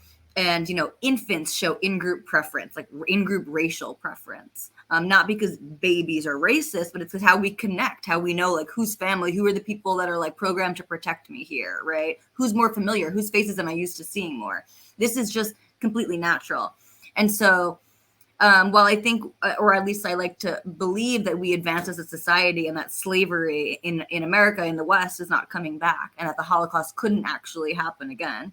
And I do hope that that's true, barring the overthrowing of the West, basically. We need to prepare people for the reality that is, while we're all working on like being better versions and reforming our own racist, bigoted whatever beliefs, we have to prepare people to deal with the world so that they can be a well-adjusted human and a better functioning person. Because the more that you're concerned, the more that you're focusing on sort of your own victimhood, real or imagined, the worse your mental health is going to be. I mean, rumination, it does terrible things for anxiety and depression. And so these are things that are much more clear. We understand the mechanism of how people can get into sort of depressive, cognitive traps, then like specific words are going to automatically trigger those traps, right? So you could have two people of the same group exposed to the same speech, and one person might really perseverate on that and ruminate on that. The other person is unaffected. And so maybe it's not the speech that is just automatically, maybe the speech is not inherently responsible for a specific outcome if we can't even really predict what the outcome is going to be. And especially when we get into sort of bullying, and this is where I get a little more culture war-y, we're going to disagree on like what is even bigoted, like people believe that it's bigoted to say like there are two sexes.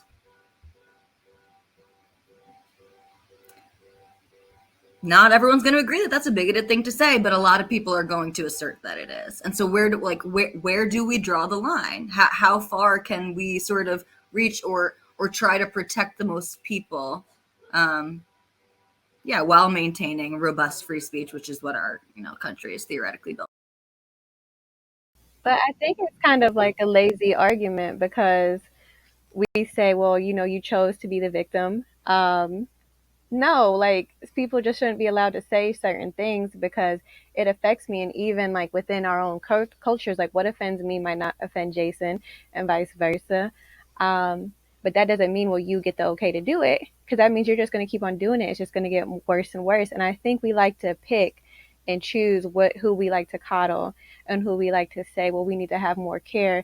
If you think about, there's a word and it rhymes with Taz that is just coming to America that we understand was just like getting brought to America's attention, that means slur to disabled people in the United Kingdom or something. It was such an outlash behind it. Lizzo had to go back and change her music to get it out of there, and so did Beyonce. So if we're going to have care around a word that in our culture has never had any historical type of tie to anything regarded to disability, how can we not say, well, really, you're just going to face hardships in life and you just got to overcome. Not everybody's going to have that mental fortitude. So it's lazy. Like what we should do is say, you shouldn't say these things because it can be harmful, because we pick and choose. If we're going to have more care toward the disabled community or the LGBTQ plus community, we need to spread it. And yeah, that's going to make some situations hard. And yeah, that's going to mean some conversations just don't happen. But that's what makes me mad, is because I see other communities get things done for themselves. And it's like, no, wait. If I just said this isn't okay, but I can't even do this in regards to you, like, no, that's not okay. So it's either going to be a free for all, or no, we're going to learn how to draw boundaries, and we're going to let people draw their own boundaries. And when those boundaries are crossed, something's going to be done because of it.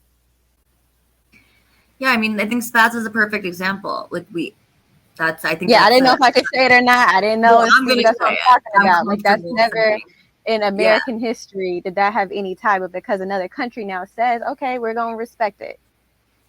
But I don't, and I think that's a little ridiculous to expect that like cross-culturally you're going to have that the words are going to have the same impact. And really the more important takeaway, and I don't mean like, if a client came into me and said, there's a song on the radio and it said the word spaz in it, and I can't do my homework anymore. Like I'm really, like, it really upset me. First of all, I don't think anyone's choosing to be a victim, or at least I don't think it's that simple, certainly. But I would be really, really concerned with the mental state of that person. And I'd be wanting to do a lot to help them, because you've got a lot more going on. If things that could otherwise be innocuous, especially the word spaz, right? Where most people, especially in the American context, have no idea that they would be saying something harmful. If something like that is going to wreck you, you got some work to do, and you deserve all the support to get there, but you've got some work to do to be able to get through this life. Because even if we do all the things to, again, to take spaz out of songs and to take it out of curriculum, I don't know, it's a really specific example with the word spaz, you're still going to hear, like, someone's going to be walking down the street and doing something crazy, and someone say, oh, look at that spaz. Like, you're still going to be exposed to it. And I don't want people to break down so easily from things like this. It's for their own well-being and benefit. And again, as a therapist, even if I believe that, like, even if we talk about something much more egregious, like the N-word, for example, which I think holds very different weight, especially in America, than saying the word spaz, I would both want to affirm to my client, to my patient, that that's got to be really hard, that's despicable, and like, how can we make sure that this doesn't negatively affect you, that someone else's stupidity and bigotry is not going to now have a negative impact on you? That would be the focus. And I think that's what our focus societally needs to be. Well, I think that there's some nuance that and I've talked about it with probably several of you in our kind of one-on-one exchange. Like, the nature of the harm that of saying these terms that can be derogatory, particularly if they're used casually, like in the case of spaz or the R word, is like one of the things that is harmful about their usage is that they mark a status that has some kind of pejorative content or connotation, and that becomes associated with certain groups of people. So in the case of spaz or the R word,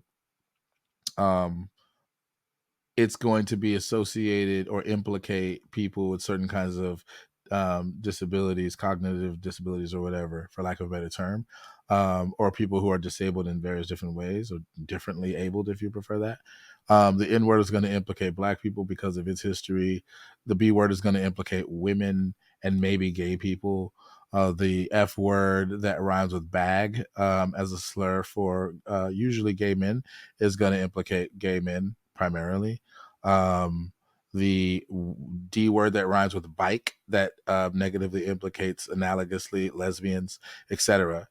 And the K word that rhymes with bike is going to implicate Jews. I get the rhyming words. You get the rhyming words. Yeah. So part of the harms of these words is not just that they're said, but that their uses perpetuate pejorative associations or stigmas that implicate people unique groups of people based on their identities, and they perpetuate statuses that are pejorative. Like, to be an N-word can still convey that you're in some sense like a less than worthy Black person. Like, there's a difference between being an African American and being an N-word. To be an N-word is used even to this day to convey uncouthness, lack of being civilized, ignorance, maybe being poor, maybe being the kind of person that has some kind of behavioral disposition towards criminality, a thug, a gangster, all that kind of stuff. Those are all kinds of pejorative, stereotypical associations, and those things get perpetuated in certain kinds of uses of that word, to the point where people feel it's probably best not to use it. Although there's mixed reviews, because there are other admitted uses of that word where none of those pejorative contents are conveyed at all, in fact. And Jasmine laughed at me last time when I brought this up because she said I was being too poetic.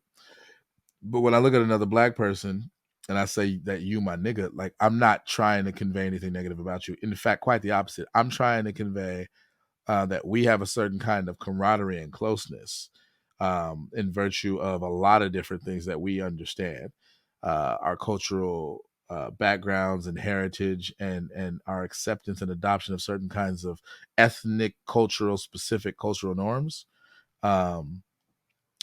That we're close, that we're tight, that we're brothers in arms, that we're comrades, that we're whatever the equivalent analogous thing would be for Black men. And it's a very unique and culturally salient way of getting at that idea, and it has a very specific kind of positive cultural understanding.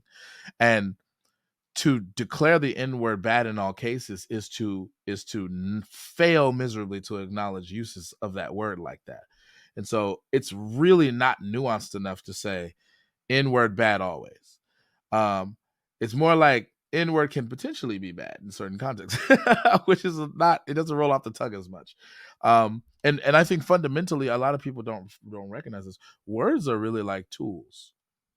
Not unlike a gun for my Pro 2A people. And guns can be used in very despicable, dangerous ways. Everybody understands that, right? But guns can also be used in ways that aren't dangerous at all, but actually can be used to defend a person against danger, right? The example I like to use is if you had like a wild animal that was trying to eat you and your family, and you had a gun on you, and you use that to ward off that danger, right? And I know PETA members are probably going to be mad at me. I can't please everyone, right? My animal rights activists are going to be mad. But like, if that was going to happen, like that would be perhaps a noble use of that tool, right? Or if a person was threatening your life in such and such a way, and you, as a last resort, use that weapon to ward them off or neutralize the threat. Let's say it ends up in a happy ending. You shoot the gun up in the air, and the warning shot makes them scared, like, oh crap, this person's packing. Never mind on this robbery, I'm out, or whatever. Right? Nobody died that day. That's. I'm not talking about going full blown Kyle Rittenhouse. I'm just saying, like, nobody died that day, right? You warded off a threat. Perhaps saved yourself and your family involved. Perhaps that's a noble use of that tool. Words are like that. And this one of the same tool, one of the same word can be used in ways that are harmful and ways that are not. And I feel like we need to be very nuanced about that. When it comes to the racial slurs and things like that, those are we have a kind of cultural disposition towards those kinds of terms. Those are the kinds of ones that should not be used at all, or should used to be very, very sparingly. And then you have in-group, out-group dynamics, right? Like probably non-Black people shouldn't use the N-word at all. But in fact, non-Black people do use the N-word regularly, and in the same ways that Black people use them. That's like the greatest kept secret ever. I don't know why people act like they don't know that or don't know this, but this is true. This is like, I got some Samoan friends that used to use the N-word just like me and my Black homies did, and we was cool with it because they was cool with us. And it was a weird unspoken thing. Like we didn't declare, we didn't have a fucking meeting and was like, here, let it be shown. I make a motion that non-Black people could say the N-word, but only when they're around us. Like, we didn't have a meeting. We just normed on it, and did nobody say nothing. Also, they were big ass Samoans, and did nobody want to fight them. We probably could have jumped them, but they were our teammates. And we were cool with them. We were tight with them. We didn't read into it what we could have read into it, which is that they had nefarious intent. They were just saying it the way we said it, out of habit, because they grew up in the same kinds of neighborhoods we grew up in, right? I've seen Asian people use it. That shit was shocking. But their homie, the Asian dude's homies, Black homies, didn't really say shit. So I was just like, okay, that's weird. I've seen a white dude use it like that, but it ended up becoming an issue. That white dude got jumped by a different. He's not mentioning me. That's no, but like I've seen a white dude. It was a white dude that was. It was a white dude that grew up in the hood, and he was interacting with Black people constantly, and he was talking the way they talk. And so there's an interesting social dynamic that I was fascinated by. I was just like, there's a word for that, and it rhymes with the N-word and starts with a W. Yeah, and it's hilarious. But he was like, and they used to rag on him too. They used to call him the real Slim Shady and shit. Like they were aware of the racial dynamics, but they were cool with him. Dude was mad cool.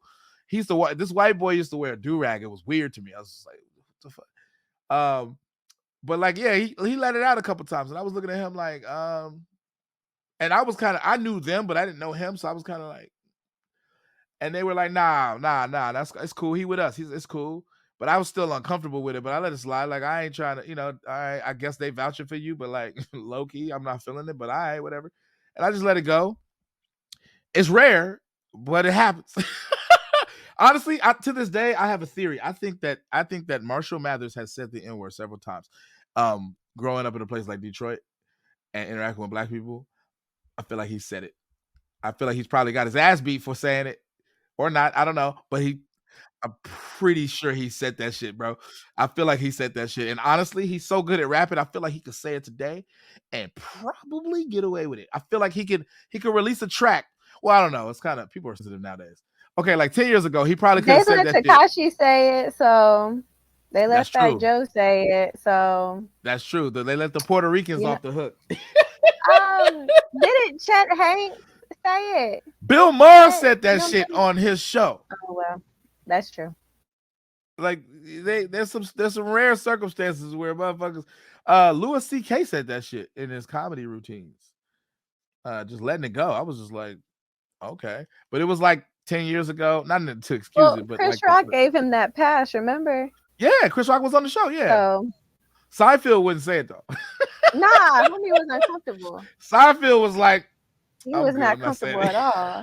Yeah, but Chris Rock just kind of laughed it off, like, "Oh, you crazy." I was like, Chris, bruh.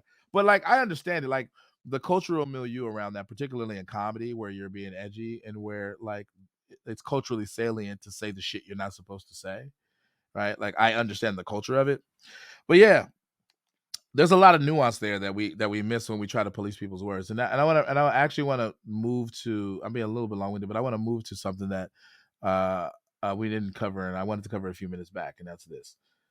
To Jasmine's point, we do have a set of cultural norms where we pick and choose who to coddle. I think that was a brilliant insight, and looking at it through the kind of social justice racial lens, as I understand it, a lot of times we have people who politic in such a way, typically right of center people who politic in such a way where they actually want to coddle white people sometimes, particularly white conservatives. And but their whole posturing is like, but those blue-haired, pink-haired, safe space clamoring leftists are the sensitive ones, right? So while levying that critique, they're also like, but also don't say these things, but also like pay attention to our legitimate grievances. Your grievances not so much, but pay attention to ours, because ours matter, and yours are based in sensitivities and a inability to understand free speech principles and liberty. But our grievances are legit. And it's like, that's not fair either. So for example, if you're going to claim to be all about free speech, but then you're going to ban books, that doesn't look good. The optics of that are terrible. Now, let's be nuanced, because I want to be fair to the right-wing crowd. If the reason why you're banning the books is because of the age appropriateness of those books, and you don't want those books being in the hands of kids, there may be a justification there. But if the reason why you really don't want those books is because they offend your delicate Christian sensibilities, and you're just using the thing about kids to hide that, that's a problem. And a lot of times, the right-wing crowd politics in a way where they seem to have legitimate concerns about age appropriateness, but maybe also is not pure enough for their Christian views or their Christian values. And that's really what they don't like. And we have this discourse about certain books that have LGBTQ themes that are being banned in places all over the country. Now, genderqueer does have some age appropriateness issues, but also genderqueer entails a lot of contents that Christians are going to abhor, because a lot of Christians who view being gay as a sin or whatever, and there's a significant amount of Christians that still think this in 2023, like they also don't want that in their books, and they think fundamentally that kids being exposed to this is going to expose them to certain ideas that they find reprehensible. It's going to expose them to a certain sin or set of sins that they don't want to inculcate, as if being gay is something that you learn. That's a very controversial idea. I'm not here to settle that question, but it's the kind of thing that I think pisses off the gay community, because the contention is that that's not something I learned in a book, bruh. Like, I didn't learn to be gay because I read genderqueer, fam. Like, the whole point of needing books like this is because motherfuckers are going to develop these inclinations regardless of what, like, motherfuckers who are illiterate and don't read are still gay. So in some cases, like, what? Like, it isn't that they learned it through watching TV or being groomed either. Right? Like, that's not a logical explanation for a lot, probably the majority of cases of people who are gay or lesbian or whatever. Right? And like, you know that if you listen to them, and if you think that they're all lying, there probably could be studies done about this. And I think that there actually have been some. that I'm just not familiar with. Actually, I think I vaguely remember some from when I was in college that I was interested in. But anyway, there's ways to study this in ways that like don't like you have to put like gay people or members of the gay community in awkward positions or whatever. But like I don't know, like that's a very controversial idea, and like it's below the surface. It's like you're pretending like that's not a sensitivity you have what it is. Now, some of those outspoken kind of Christian fundamentalist types will tell you to your face, like, yeah, nah, being gay is a sin, you're going to hell, blah blah blah. Like they'll say that shit to your face, and it's kind of like it's like unnerving. It's like, oh god damn, okay. And to a certain extent, maybe I would prefer to kind of know that people think like that, but there are people who think like that who won't voice that explicitly. They'll make it about something else because they're trying to hide that, and so that's what I think is under is suspect. So all of that long-windedness to say this, like part of the problem with this discourse is we have situations in which people are not being honest about their motives behind censorship, and things get censored for all kinds of terrible reasons.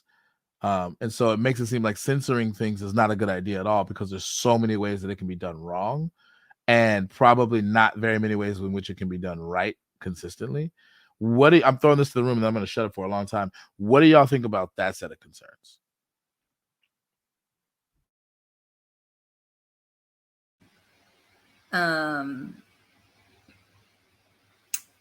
So if I understand precisely your question correctly, I mean, hypocrite's gonna hypocrite. And it almost reminds me of the conversation, mainly David and Jason, that you guys are having, although Jasmine, I think you kind of opined on it too, about like talking to the really reprehensible folks out there, right? The idea of like why maybe it's important to have even the worst speech. And I think your approach is interesting, David, and not worthwhile. But for me, when I think about like what has changed my mind, it wasn't listening to the worst arguments or like the most grotesque things. It was listening to the best arguments of the other perspective. That's what radicalized me. It was like, wow, there's so much nuance, and people can have really good intentions and even align with your values a lot and have a different view on something or a different view on a way to get there. And once I sort of demystified that someone who disagrees with me is not my enemy, that took me a long way. And so I think I completely agree with you, Jason. And I'm less inclined to debate the person who says these books shouldn't be in our school because the kid, me and my two moms, that book, Me and My Two Moms, or whatever the title is, like, is going to promote homosexuality, and homosexuality is a sin. I have less interest in debating that person and more interest in talking to the person who says there's sexually explicit content in this book, and I don't have a problem with the fact that there are gay characters, and I think gay characters that age appropriate. Someone has gay moms. I think that's okay. I'm concerned with sexually explicit content or developmentally inappropriate, even just like cognitively or something like that. So yeah, I don't know, how do you account for the hypocrites? I think another thing we could all do more of is try not to be a hypocrite. I think that's a really interesting thing that I've done, again, as my sort of ideologies have shifted and my beliefs have shifted. I've had to break some old habits, which is, for example, when I was like, I guess I went through a little, a bit of an awakening, and race was one of the big ones and gender was another one of them. But so when I was in the race aspect of it, and I was like, wow, like maybe things are not racist just because someone of that race says it is, like, for example, and I was in a Whoopi Goldberg Clubhouse conversation and I was calling her Karen Elaine Johnson because that's her name. And I was told that's racist of me. Like, this is a Black woman, and this could have been, this was a slave name, and this is what she wants to be called, and it's racist of you, or whatever.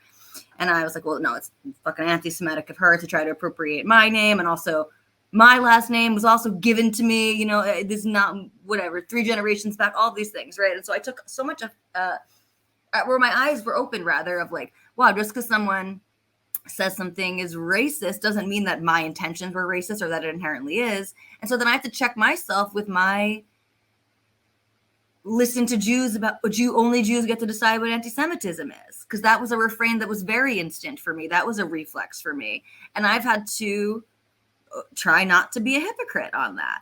And I think that's really important. And the most colorful way to see this is like in politics specifically, right? Try not to be hypocritical when it comes to your team. Don't get mad at the thing when the other people are doing it and then cheer it on when it's the people who you agree with or in favor of an ideology or something that you believe in,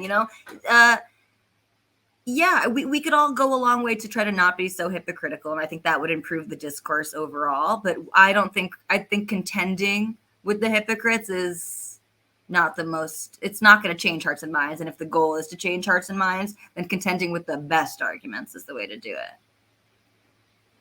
it. Is the goal to change hearts and minds, or is the goal to just prevent the reprehensible ideas from spreading? I think that's actually both. I think that's a two-part plan. The only way to keep from spreading is by changing the hearts and minds, and then in the process of doing that, it's the same thing we see on Clubhouse all the time. And people talk about this, and I'm like, well, why are you in that room having this conversation? And one of the things that I've had these conversations with reprehensible ideas for sure, and I state my claim as I would always. And people are like, well, you shouldn't be on there talking to these people. You're giving them the honor of having conversations. Well, regardless, there's people in the audience, and they're going to have to decide. And when you put these bad ideas against good ideas, maybe I have the bad idea and they have the good idea.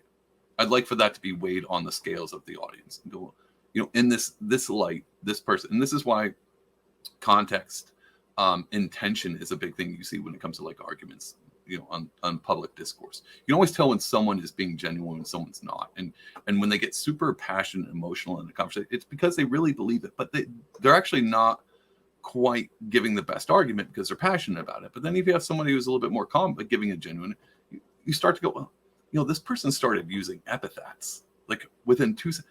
I don't know if I really want to sign on to this. And so there's a lot of context when it comes to certain things in this. So I still think it's a two-part plan.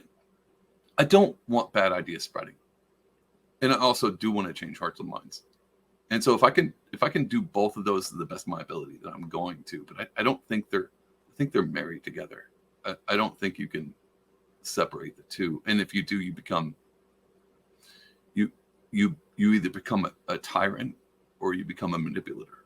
And if you separate those two apart, if you just want to change hearts and minds, you become Ted Bundy, and you'll convince them to murder people, But if you just want to squash them, then you become a tyrant.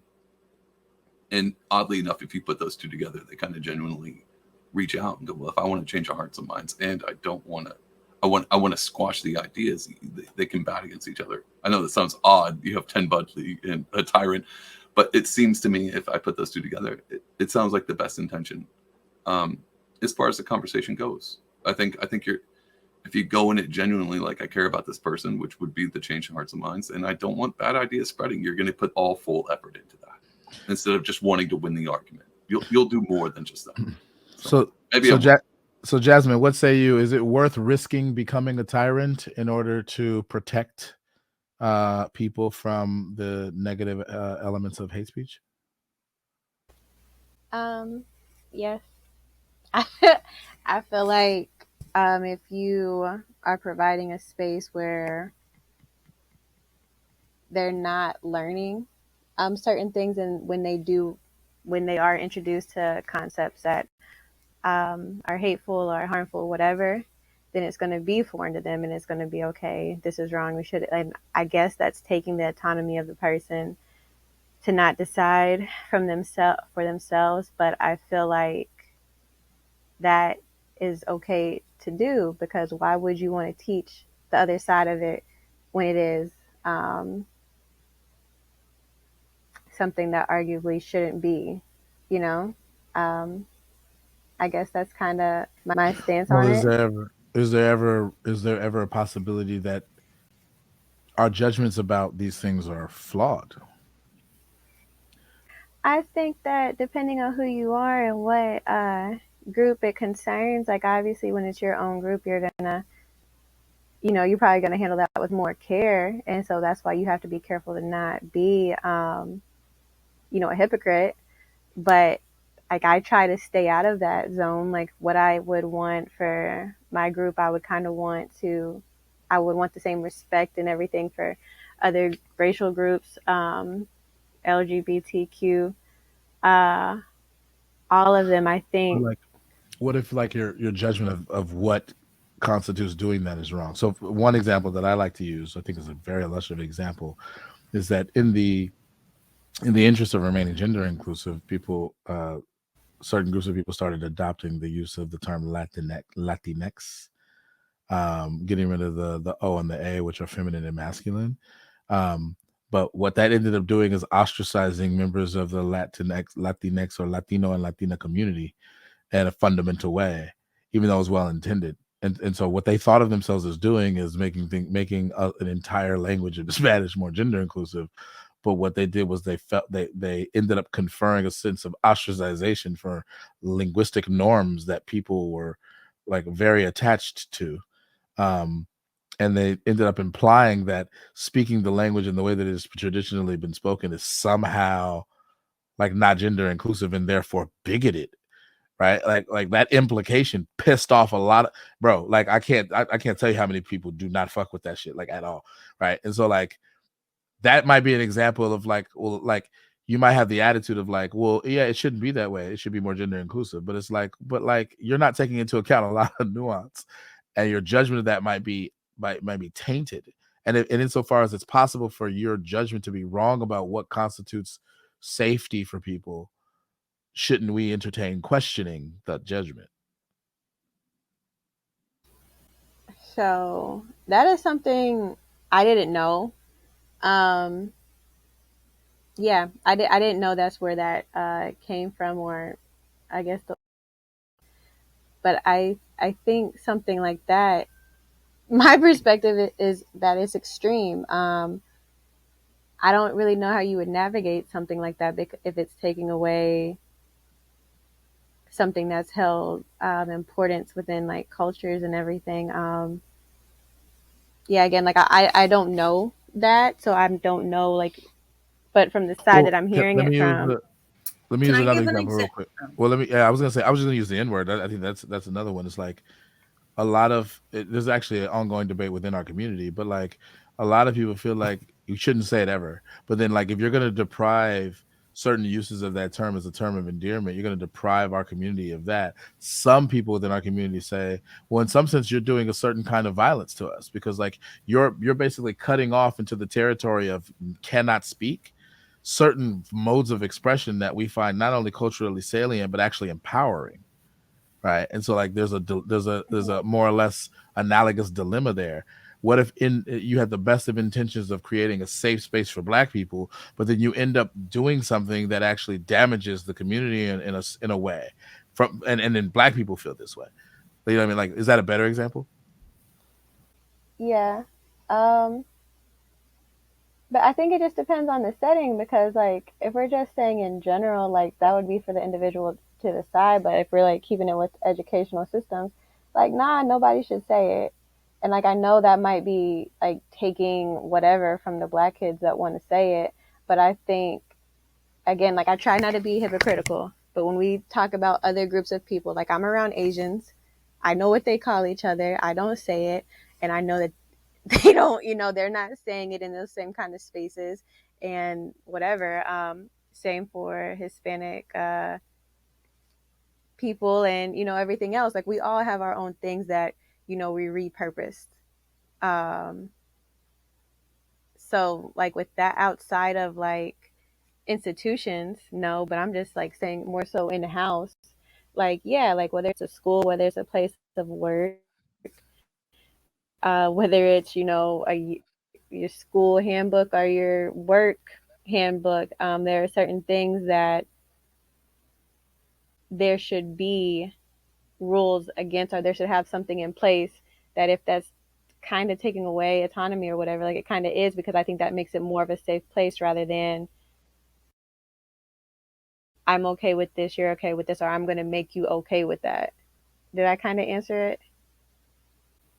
Yeah, well, I feel mean, like I the went second like a part of merry-go-round in well, a the way. second part, and then I'm gonna get Tali, and the I second part did. of it is like, no, you answered it great. I'm just saying the second part of it that I want to get into that I think you maybe didn't answer as much because I didn't reiterate this with the second example is once we establish that people can be wrong in their judgment of what counts as appropriate speech or safe speech, then isn't that an independent reason to allow people to question that judgment? Because it can be wrong. It's a fallible judgment. I mean, kind of like, again, like I don't know like about the Latinx thing, but that kind of sounds like you're trying to change a culture within itself, and that's different. And so to me, like you can't, like a new party coming in, that's kind of different. I think that's something that that community has to deal with. But keeping it back to like what I know, I just think within institutions and I guess platforms, like there should be certain things, but that doesn't sound. Changing language patterns always involves changing culture, right? I mean, they got people trying to switch the way we use pronouns up. Like, I like, know yeah, that's why I'm trying to like. It's hard. It's just. I mean, that's gonna be part of the thing. It's hard to grasp. I mean, when they changed the team's name from the Redskins to the, what is it, the Commanders, they changed a whole bunch of cultural norms, and some people felt that was justified because what they were doing was, in some sense, taking away a reprehensible racist caricature that was demeaning to Native Americans. That's what they thought of themselves as doing. Other people who pushed back thought of themselves as stripping away of something that actually was not inherently derogatory, but was in some sense a respectable depiction of a Native American warrior that was leveraged in the context of football, which uses all kind of war rhetoric and things like that, and launched that depiction of the Native American warrior into pop culture in a way that it probably wouldn't have been capable of doing otherwise. And so, and there were members of the Native American community who were like totally cool with that because they saw themselves in that. That was an interesting debate, by the way. And from a person who's in the out group, it was fascinating to hear both sides of that debate because, like, there were legit Native Americans who were like, "Nah, we want to keep that shit. We take pride in that shit. Like, that's a reflection of us in pop culture." Like, yeah, fuck with that. I mean, that's the same with Black people in the N word, though. Like, so you know, That's I'm in the DMV, so like, obviously, like the whole Redskin Washington debate. But for me, I don't know. Like, I try not to be hypocritical. Like, if there is people within that group that say this isn't cool, that's who I'm going to go with because I'm erring on the side of if it was me, I wouldn't want that. So what percentage of the in group has to say that before you say? I mean, to me, it really doesn't matter because I feel like in respecting so 1% of African Americans said we can't say certain words, you're like, cool, because 1% said so. I'm saying if from one group to another saying I can't say that, if Asians say I can't say this, if whatever can't say, because like I have Asian friends that would be cool with me saying blink because I've seen them let other people say it, but I'm not going to say it. I've seen people be cool with, you know, the wide ranging for Hispanic and everything. What if exactly 0.01% of Asians say you as a non-Asian are not allowed to watch anime? Are you going to be like, well, I guess I can't watch anime anymore because why you gotta come for my anime? I love anime. See how that feels? You see how that feels? You see how that feels? Why would you That's do what that? I'm saying because I'm very strategic. I'm very strategic. I'm conniving sometimes. But the serious point is there's going to be a low enough threshold I think I can reach where you'd be like, I'm willing to disregard that small of a percentage of a given population with respect to what they think I shouldn't be able to do. Right. And so like that's where the threshold thing comes in. It's like, at what point are you more sensitive to the contention that you're in some sense doing something damaging to that community? I feel like if it's 80%, you probably be way more likely to be like, all right, maybe I should rethink this. But if it's like 1%, I feel like most people on average, and I'm including myself, would be like, I mean, if 99% are cool with it, then like I'm gonna keep watching my anime or whatever it is. Right. I mean, I feel like if we're taking away from like word like slurs, whatever. I mean, that's like when people say like white girls or whoever shouldn't be allowed to wear braids. Like, I mean, I don't feel like that's I guess anime would be exclusive, so I'll take that back. But I don't know. I just feel like certain things, like even I don't know. I just feel like certain things, and I don't know. Maybe that does make me hypocritical that I get to decide which things in my head are and aren't okay. But you got me, Black Jason. people. You got black me. people with black people with Chinese tattoos. I mean, that's something completely different to me. That's Is more it of a why, because you Is- don't know, you don't speak the language. To me, that's different.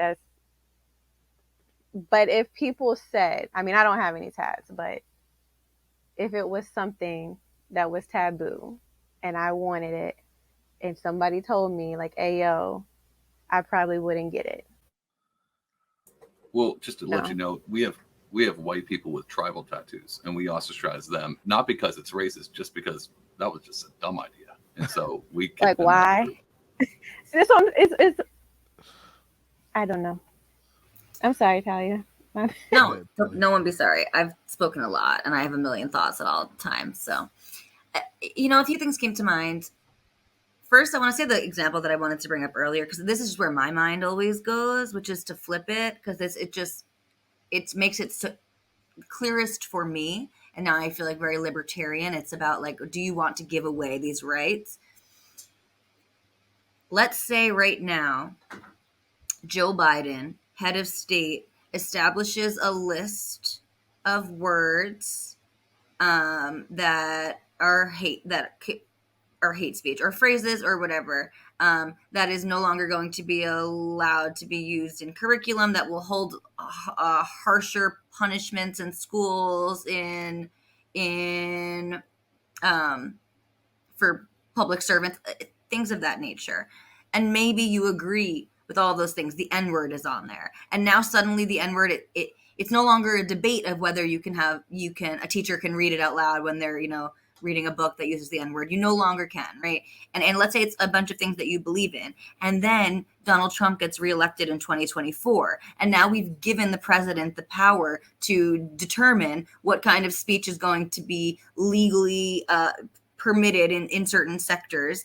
And now Donald Trump decides to change the list or add to the list the word racist, because when you call someone a racist, you're calling them an idiot. You're calling them evil. You're calling them nefarious. Maybe you're calling them violent. You are impugning all these negative characteristics onto a group of people who may not warrant it at all. And these types of words have been used to socially ostracize people and for them to lose their jobs and this and that. And so racist is hate speech. To me, that's just what makes it so clear of why, I don't really want even the person that I agree with the most to be able to make these decisions, because the person I agree with the most is not always going to be the person making the decisions. And I think we're all safer battling it out to a certain extent than we are giving people the opportunity to decide what should and shouldn't be said. And then another thing that came to mind with this threshold idea that you're talking about, Jason, it's interesting, but I want to push back on you. I don't know that 80% is always even that compelling. And an example that comes to mind for me is pronouns and preferred pronouns, or people's required pronouns, whatever you want to say, however you want to call them. And the sort of recent, in the past few years, practice of asking people's pronouns, and so these have shifted a little bit. The idea was like, you should not assume based on this way that someone presents or how you perceive them, what their gender is. And so instead of just calling David he because of his mustache and beard, I should say, "Hi David, my name's Talia, she her pronouns. Like, what are your pronouns?" And that is believed. You know how insulting that is to me? Just a heads up. But hear me Highly out. insulting. So yeah, but who cares about what you think because you're a cis person? But with and I'm white, so it's even worse. Exactly. No, but the most compelling thing to me that woke me up to that was listening to this trans man who I have a lot of respect for say, it is triggering for me. He's like, I transitioned 30 years ago. He passes. Okay. He's like, I am clearly trying to look like a man. I have a mustache and a beard and I wear these clothes and I've had all these body modifications. I'm trying to look like a man. And you were actually triggering my gender dysphoria, the whole thing that makes me trans, that started me on this long, painful journey. Every time now he's like, I've gone, 30 years. No, of course people know that I'm, they call me he, him. And now suddenly everyone's asking me, what are your pronouns? And that's triggering. That's dysphoric. And so should we disregard the maybe really legitimate concerns of even the minority of the 20% of people who are going to feel that way if 80% of people are saying this is how we should do it? There is just there's always more nuance, and there's usually a lot of valid opinions and if you care about someone interpersonally, at least I'm willing to that makes a lot of sense to me, that for somebody who experienced gender dysphoria and went through physical changes to their body and living and social transitions for 30 years to now suddenly being asked all the time, what is your gender, essentially is triggering gender dysphoria, which is theoretically the whole reason of why we are asking these pronouns is to decrease triggering people's gender dysphoria. Yeah, it's a great example. So it is another example of what I'm talking about, and it gets muddy because a lot of times the intentions are misaligned from the consequences of these kinds of things. And this is what I refer to constantly as the tragedy of wokeness, because wokeness is a lot of philosophical or ideological presuppositions in it that are rooted in prioritizing the least of us, the downtrodden, the marginalized. And there are a whole bunch of assumptions built into what it means to be those things, what it means to be downtrodden, what it means to be oppressed, what it means to be marginalized, that end up not really panning out all the time in the real world for every single person who counts as a member of these groups who have been historically marginalized.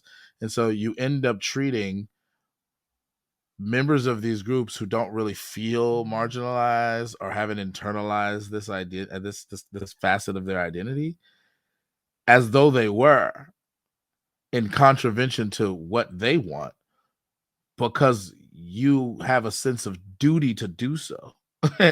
And so there's a weird amalgam of situations in which you end up blatantly, although with the best of intentions, disregarding the individual wants and needs of people because they fit into a certain group which you've stereotyped as being oppressed. And like that happens so freaking much that it's like wokeness to me is now a joke, because it insists on continuing to do these things even though they don't pan out in so many cases, because of this tendency to overgeneralize and apply to every individual member of a certain group certain kinds of statuses associated with being marginalized, with being oppressed, with being downtrodden, with being especially sensitive, with being traumatized. And it's like, you have a Black person like me who I can recognize the sense in which Black people, and even now in 2023, face all kinds of obstacles. But I wouldn't just universalize that to every Black person. Every Black person ain't on the same level. Every Black person doesn't experience the same things. Every Black person doesn't have the same sensitivities. I'm sure that Oprah Winfrey has a lot of shit going for her that a lot of other Black people don't. I'm sure LeBron James does. I'm sure we can name Barack Obama. I'm sure a lot of Black people we can name are not especially traumatized by the Black experience. And in fact, the Black experience is a misnomer because it makes it seem like there's one thing that it means to experience life or existence as a Black person that no Black person deviates from. And that's clearly not true. One way of getting at this is that Black people aren't a monolith. And almost, this is true for every group of people. There are commonalities generally, and there are general truths. But when you start universalizing these things as though they're laws of nature, then you start saying stupid shit, even though you are well intended. Like, you're trying to say to be woke is to be conscious of these dynamics. But ironically, a lot of woke people who are not conscious of these nuances end up saying really dense shit, and they lower their expectations for groups of people when they should. And this is my pet peeve with wokeness. And it pisses me off even more than the Republicans do, because at least the woke are trying to be sensitive to these things. They're just failing miserably, and they're like doing more harm than good oftentimes. But I digress. The one thing I really wanted to say is that, Tali, you are not allowed to push back on me ever again. Don't do that. It's my podcast, damn it. I'm triggered. No, I'm just kidding. But I do think that you made great points, and I love your examples. And I do think that it's really tricky to go back to you, Jasmine, and you can speak if you want to. It's really tricky when you start taking the stance of like certain things shouldn't be said, because it's actually extremely complicated what the criteria should be, the applicability of that. It doesn't seem like the same things that we generally would think of as being negative or pejorative or harmful are always harmful in all cases to the groups of people they're supposed to pertain to, be it the N word for Black people, the K word for Jewish people, like the B word for women. I hear women say that shit to themselves all the time, declaring themselves a bad bitch and all that kind of stuff. And I'm like, there must not be something inherently harmful about that word if you're going to use that word so loosely. And I feel the same way about the N word. But to say that in a room full of Black people who are especially like they're really gung-ho about controlling who can and can't say it. It's like it's inherently offensive. I'm just like, that's just an untenable position. It couldn't be that offensive if there are whole ass songs in rap music. Let's say that shit regularly. And sometimes that shit is harmful, like the way that they use it, but like a lot, like that song by YG. Said I'm a ride for my motherfucking. I like that shit right there. Well, they actually do a edited version called My Hitters, which ironically to me is kind of more offensive. Because it's the song bumps. Oh yeah, too. the song is very catchy. And there's some problematic messaging in the song, to be fair. If I'm going to critique it and be consistent, I think that there's some negative messages about how you're willing to like basically go kill people in rival neighborhoods for your niggas. Like, that's problematic as fuck to me. It's an endorsement of gang activity, and I find that problematic. But part of what's being conveyed in that is, I'm going to ride or die for you. I'm going to be so dedicated to the sense of camaraderie and kinship that we have, that I'm willing to lose my life over it. And there is something romantic in that, even though it's simultaneously super problematic. And so like it's hard to analyze these things fairly because of the nuances. But I'm ranting again. How are we for time? Are y'all good, or are y'all trying to wrap up? What are y'all trying to do? Yeah, I only have I've got about 10 minutes left. Bet. So let me start the wrap up phase. I'm gonna get a final statement from everybody else. We're gonna go in reverse order. We're gonna start with Jasmine. Jasmine, first of all, thank you for coming on the show again. Thank you for doing this. You're making history. If I ever blow up like Joe Rogan, I'll be able to come back to this moment and be like, you were there at the beginning when I had 5 followers. You're one of my day ones. Jasmine, you my nigga. Oh, why, Jason? It was so beautiful. I couldn't. Why? All right, but all seriousness, all jokes aside, what is it? What do you think, to kind of summarize the hate speech versus free speech debate? Like, what do you think you're leaving this conversation with? Some key points, or either something you learned or something you haven't thought of, or maybe something that you came into the conversation with and you're like, I'm holding on to this because I still think it's valid and I still think it's important. I mean, I'm still holding on to the point of that some things shouldn't be allowed to be said. I also, can recognize Pardon Will's point. Sometimes that needs to be exposed for people to correct it and they can see the light. I don't feel like I'm a pessimist, but I don't know. And to me, I think more harm would be done in that manner, whereas people have to go have real life conversations rather than just putting it out to the universe and other people stumbling upon it and making entire manifestos off of stuff. But, that is the worst of the worst. I do acknowledge that. And there are in-betweens and everything else that, that might not end up being the case. I think that this is going to be trying to navigate and finding a solution and what is and what ain't and how you can actually apply that in the metaverse and everything nowadays will be hard. I still think it's a journey that has to take place, though, to have a safer, more positive environment for people. Even if it isn't coddling them, it'll just still be a better place. But as always, even though this is only the second one, thank you for having me on here. I appreciate you. It was nice to meet all of y'all. And I won't tell a joke because he wants to impede upon my free speech. So I'll just stop there. Well, as you said, something shouldn't be said. Tali, what are some key takeaways? I hate you. What are some key takeaways that you got from this conversation? Either something that you learned or maybe thought harder about in ways that you didn't before, and or what are some things that you're gonna maybe maintain that you brought to the conversation in the first place?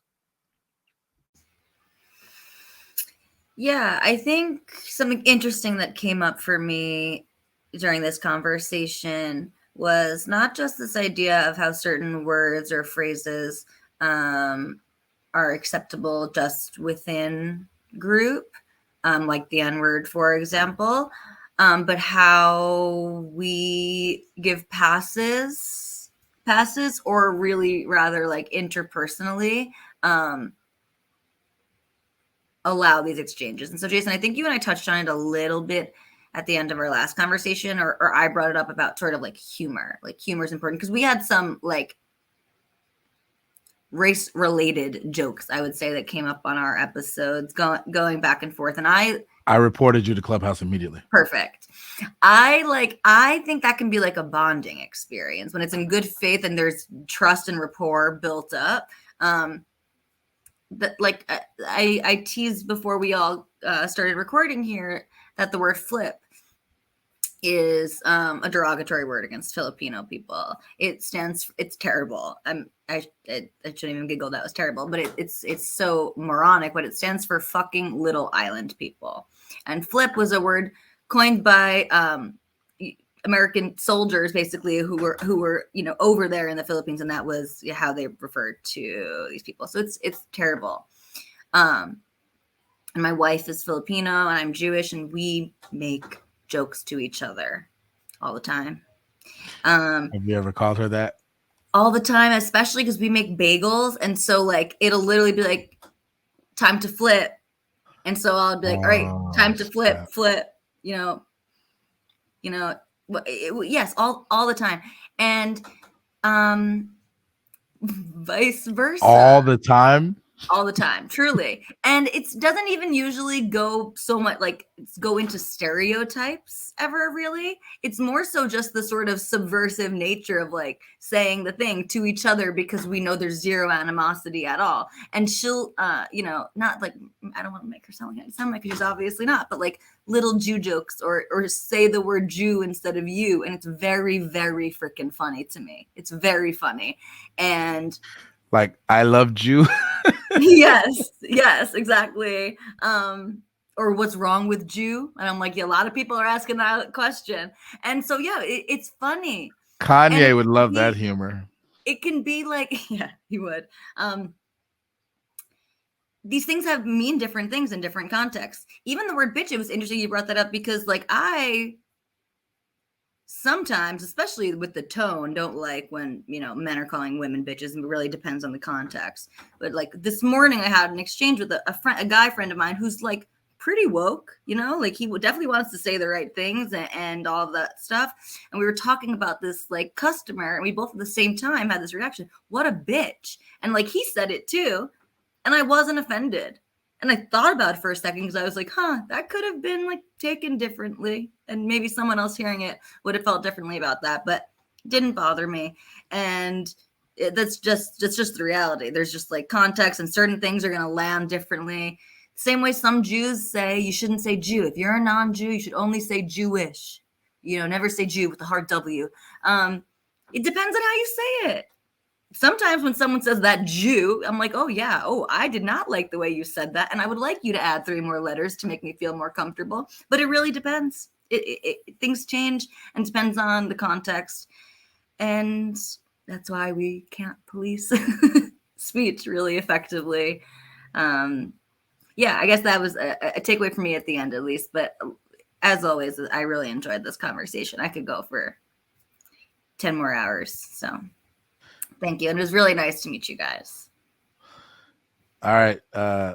We would go for 10 hours, but Pardon Will's going to ruin it. See, I'm ruining. You guys can keep going. You guys can. No, it's going to ruin my thing. I'm doing a thing. Even more interesting when I leave. Same question for you. What are some key takeaways, and also what are some things maybe that you're maintaining from what you brought to the conversation? I'm maintaining everything.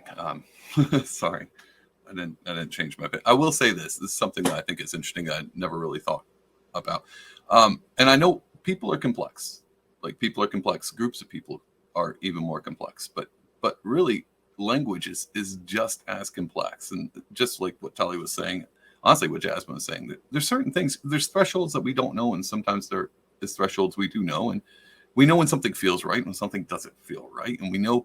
But I think that always comes down to intention, and I think I've said this before. I don't know if I said this on the first podcast. It's great to see the accumulation of like episode 1 all the way through episode 5, and being able to listen to them and see how they ebb and flow through that thing. But it always comes down to, it seems to be, that free speech is risky and it's dangerous. And hate speech is something to be watched out for. But I can't find an authoritative stance on that for me. And I think people know it's the same thing when it comes to like hate speech and hate crimes. It's all based on intent, because everyone knows intent is prior to content. Whatever happens, the content, the context of the context of the content is found in the intent. And so intent's priority. So you need to know the intention. And sometimes you don't know. And like at the very beginning of the conversation, Tali talked about, a fundamentalist Christian. Just a heads up, I'm going to drop this bomb on you. I'm a Christian. I dropped that bomb right before I leave, and I'm out. No, bye. No, I'm joking. But she did say something like, someone's like, well, for a trans person, but like, well, God doesn't make mistakes. And she even brought the idea, there's probably intention behind that, is being like, hey, there's nothing wrong with you. But the way it was interpreted was like, oh my God, like the way I feel is not according to God's law. The intention behind that was not to be offensive. And maybe it was ignorant. That's one thing. And it's not a crime to be ignorant. I hope it never becomes a crime to be ignorant, because there's a lot of people going to be locked up. Maybe me too. But intent's always part of content. And if you can't read intent, then the content's whatever you want to read into it. And I think that's where hate comes from. I think if you can read hate into something or love into some people hate other people and they don't even know, and they think they're in abusive relationships. Well, he loves me. Well, he beats you every other night. Do you not understand the hate there? And I think that intent of knowing why people do what they do is the key priority to this whole conversation. Can we legislate it? Probably not, but we can avoid those people. I'm not going to hang out with Kanye.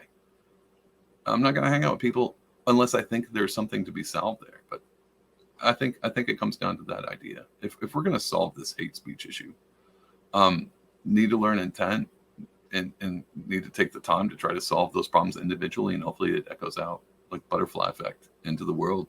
What else can you do? I don't want to lock people up for saying egregious things, and sometimes I don't want to give them the time, and I'll make that choice. But yeah, that's it. I'll stop there.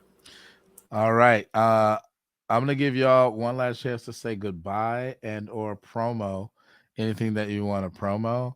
And I just figured out how to have a solo layout, so you'll be speaking to my audience by yourself, just you on screen and not even me. So who would like to go first? And if you don't have anything to promo, you can just kind of like give a shout out to the audience or whatever, and I don't know, thank me for the podcast or whatever you want to do. You want to go first, Jazz? If I go first, can I tell a joke? No, absolutely not. I'm muting you right now. Anybody else want to go first?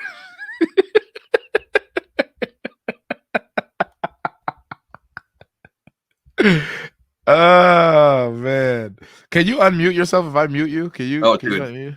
Dude, I tell you Yeah. what. Okay. You good? You good? Okay. Okay. I So just I'll want to go. see if you. I'll You go want to go first. first? All right. Hold on. Let me full screen you. Oh boy, you're gonna hate me. Hey, Jason, what's a pirate's favorite letter? Can you talk while I'm talking? Can you? I pull me can, back down? but I'm about What's to. a pirate's favorite? I'm about to mute you. There's my joke. Anyway, you can answer. Is my it joke R? It's R. It's R. That was clever. That's way No, better no, than no. That's Jasmine. not the answer. That's not. You ready for Yes, the it answer? is. Yes, it No. is. There's no way it could be anything other than R. Stop lying. No, it's not. It's the C. There you go. Shut up. You like that one? Shut up. Gotcha. Anyway, Stop hey, Jason. encouraging Jasmine. Jason, thanks for letting me be on your podcast twice now. I enjoyed the conversation. Oh, and thanks everybody, Jasmine and Tali. I really appreciate you guys hearing me talk, and I enjoyed the conversation a ton. Everyone that came to watch and listen or whatever, like and subscribe. Support this podcast. It's going far places, and maybe I'll come back as another guest if you do. Or if he has, and that's not a prerequisite. He didn't actually ask me to come back on, but maybe. But if you want to find me, you can go to Pardon Will Podcast on Instagram or Pardon Will Pod on Twitter. Or if you want to look up my own podcast, I have one where I talk to strangers and say stupid stuff. It's called the Pardon Will Podcast. But yeah, that's it. That's it. All right, Jasmine, it's your turn. And since I let him tell a joke, I gotta let you tell a joke just to be fair. And I fucking hate it, but it's gonna happen. Go ahead. Okay. I'm afraid no. I'm blanking. I can't think of a good one. In the spotlight. Okay. What kind of jewelry does a rabbit like? 14 karat 24 gold. carat. 24. You got karat. it. You were good. I was close. Close. It counts. That was an A. You got it. All right. What do you want to say to my audience besides that lame joke you just told? Thank you again, Jason. It was nice to meet you, Will and Talia. And I can be reached at Jasmine Orsted on Instagram, Facebook, Twitter, all of that. My name is right there, JASMINEORSTED. And thank you again. That's it. Oh, tell them about your book coming out. Oh, yes. So right now I have an update, Jason. I think last time I told you it was like 10,000. Either way, I have like 8,382 words left on my book, and it will focus on bullying and the intersectionality when you are also a Black student, experience bullying. And it will just do kind of like a deep dive on different things that affect you when you are Black and a student that's undergoing bullying, as well as like some things that you might face if you're a student athlete as well. So that's what my book is about. And the name of it will be Foul Play, followed by something else. But it's foul play because you get it, because I played basketball. And then what happened was foul.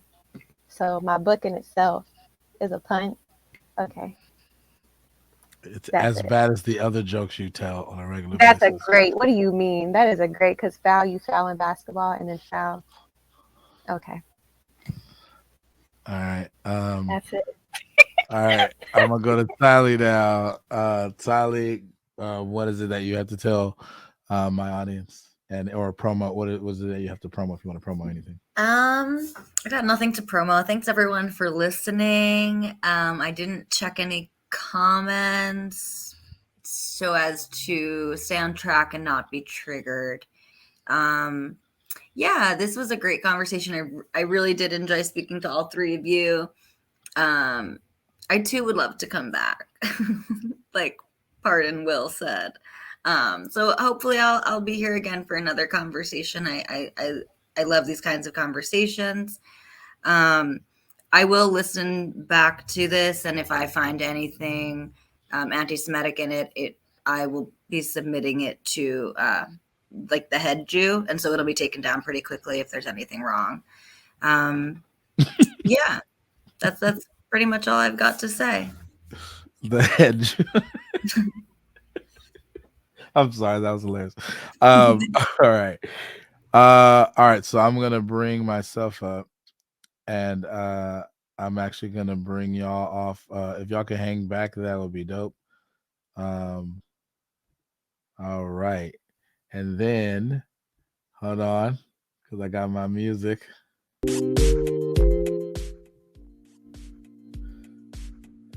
Hey, that has been another episode of the Black Muse Podcast. I'm your host, Jason Muse, aka the Black Muse. Let it be known, I do this podcast thing for real. I am a podcaster, or whatever you call us.